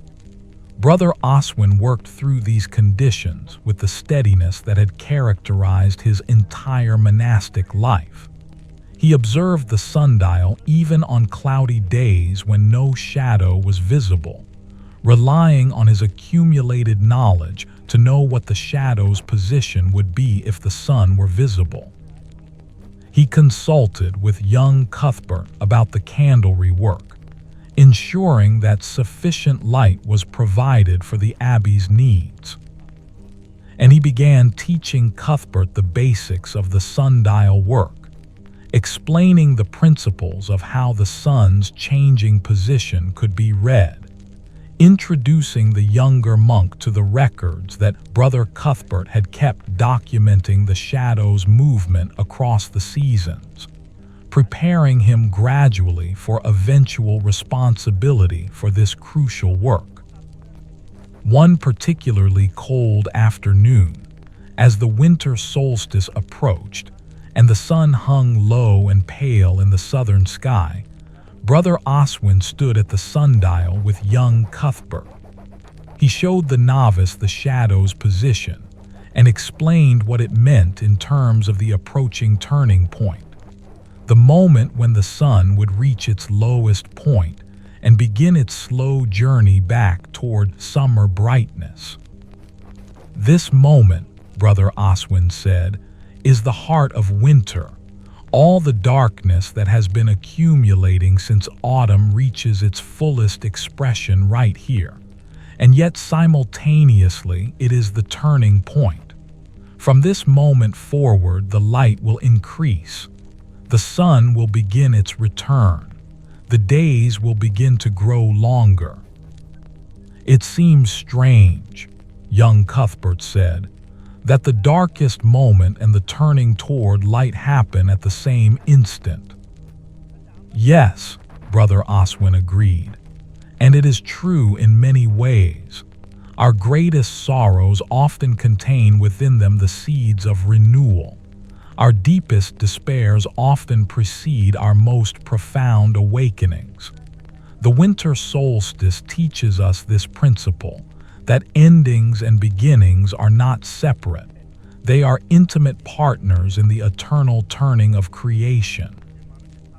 As the year turned and winter began its slow yield to spring, Brother Oswin found himself in a state of acceptance that was almost serene. His body continued to remind him occasionally of its mortality. That sensation in his chest returned several times, brief moments of irregularity that passed but left behind an awareness of vulnerability.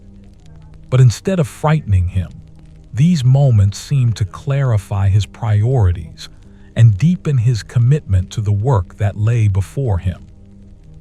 He began, during this period, to review his life with the eye of someone preparing to summarize their accumulated wisdom.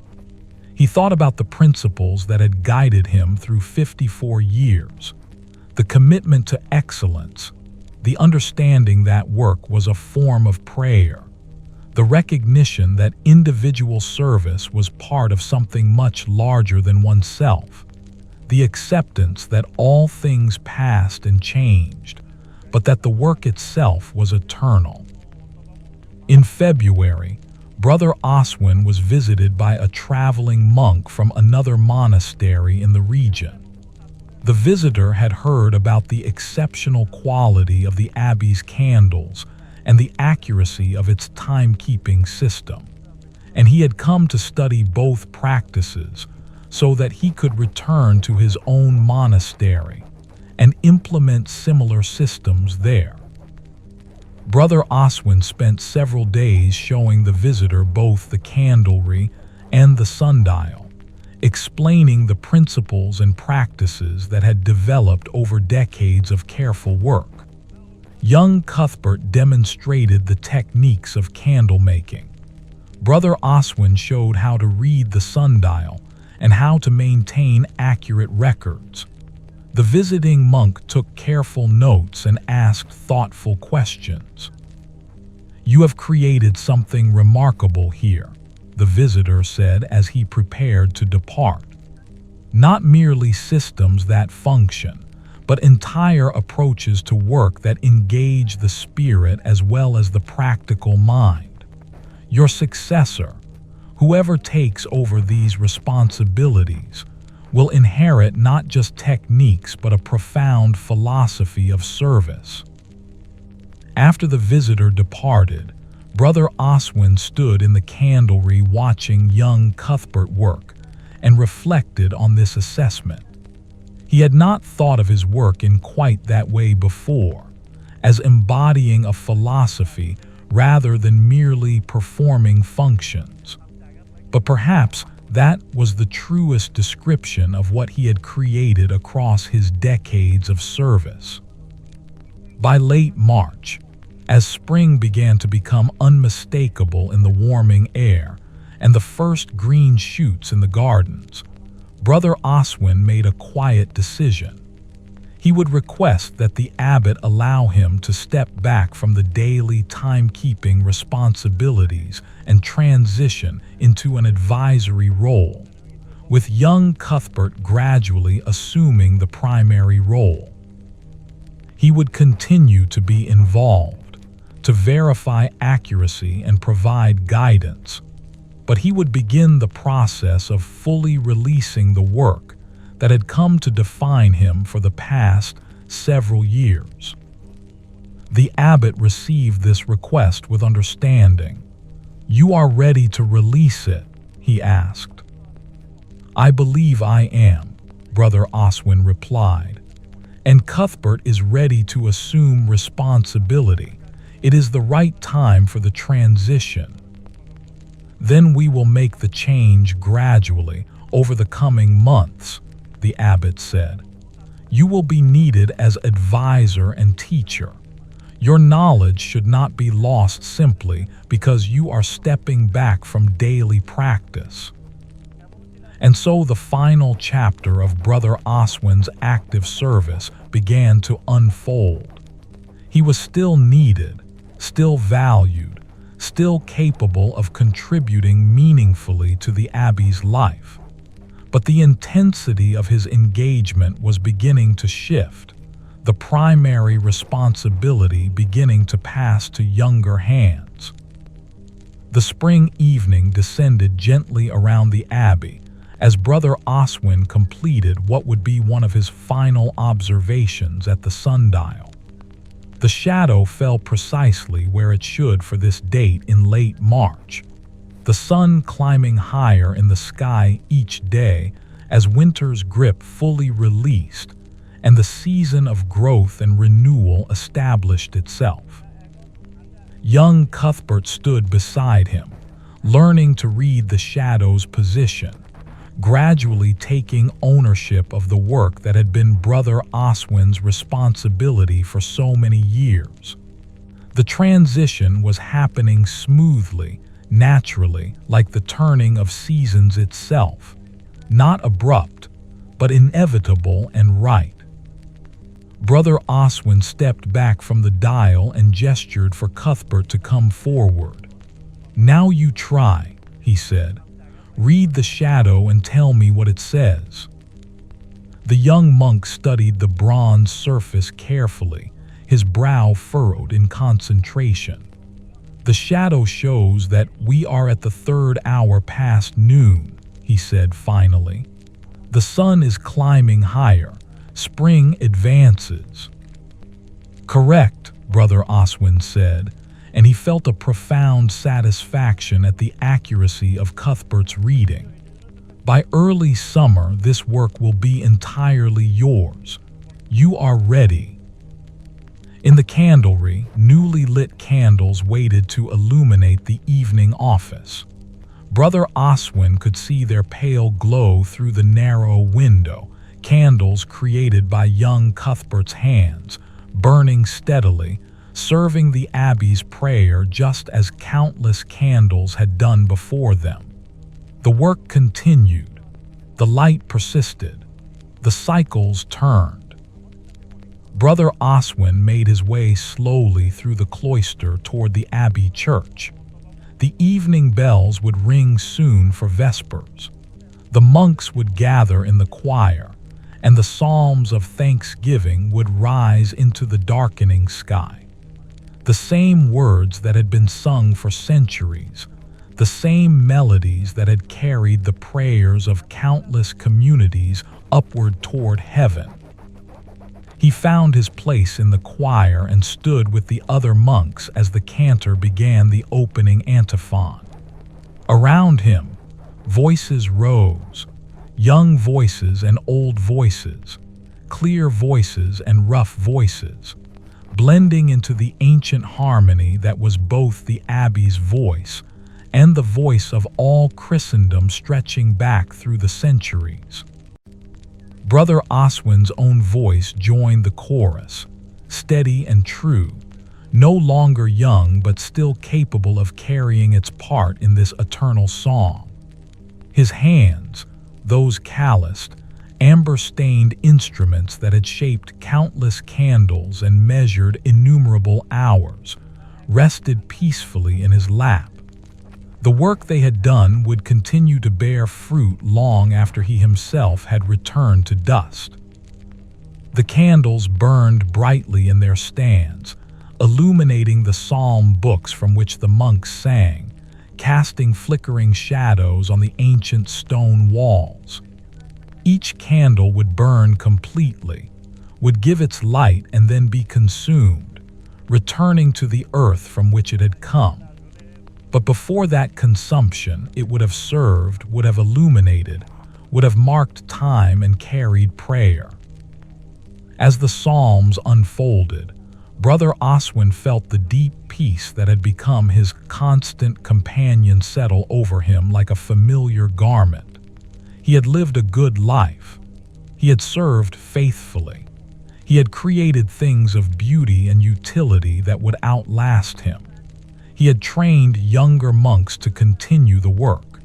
He had learned to accept both the passing of time and his own place within that infinite turning. The evening office continued, the familiar words and melodies carrying the community through this moment as they had carried countless others before it. Brother Oswin stood in the candlelight, surrounded by his brothers in faith, participating in the endless cycle of prayer that had defined his entire monastic existence. Outside, the spring darkness was settling fully, but inside the abbey church, the candles burned steadily. The light held at bay the surrounding darkness, not eliminating it but transforming it into mystery rather than fear. The bells had marked the hours. The candles had provided illumination. The work continued, sustained by countless pairs of hands across countless generations, each one contributing their small portion to the vast tapestry of service and devotion. The Psalms concluded. The office ended. The community bowed before the altar and departed toward the dormitory. Brother Oswin lingered for a moment in the cooling candlelight, watching the flames dance gently in the stillness. He thought of all the candles he had made, thousands of them, each one burning faithfully, each one returning its light to the world before being consumed. He thought of all the hours he had marked with the sundial, each shadow reading a small translation of the earth's eternal turning. The work was done, and yet it continued. He was ready to release it, and yet it would persist in the hands of those who came after him. This was the way of all faithful service, to work wholeheartedly in the present moment, to release one's grip when the time came, and to trust that the work itself, the need itself, the purpose itself would outlast any individual life. Brother Oswin rose slowly and made his way toward the dormitory. Tomorrow would bring new candles to create and distribute, new hours to mark at the sundial, new moments in the endless cycle of prayer and work that was the abbey's life. But tonight, he would rest in the peace that came from knowing that his life had had meaning, that his work had served a purpose larger than himself, that he had participated faithfully in the eternal work of bringing light to darkness and order to the passage of time. The stars emerged as he walked through the cloister, bright points of eternal light against the darkening sky. The abbey's stones held the day's warmth, releasing it slowly into the cooling night. The bells were silent now, their work done until dawn would call the monks to matins, and the cycle would begin again. Brother Oswin found his narrow bed and lay down, feeling his body settle into the familiar comfort of rest earned through honest labor.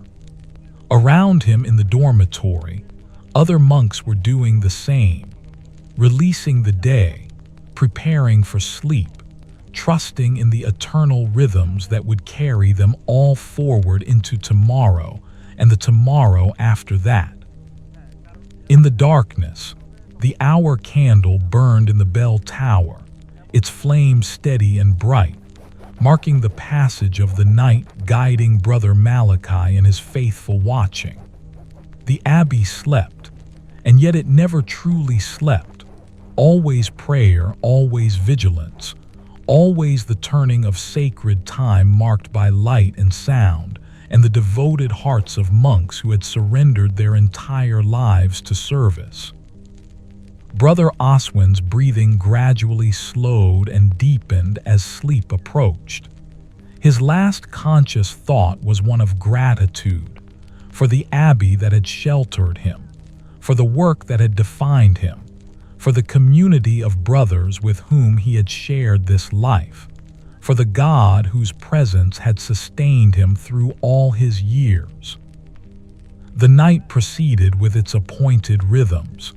The bells marked the hours, the candles burned, time turned, and in the dormitory an aging monk slept the sleep of the righteous, his life's work complete, his peace profound and unshakable.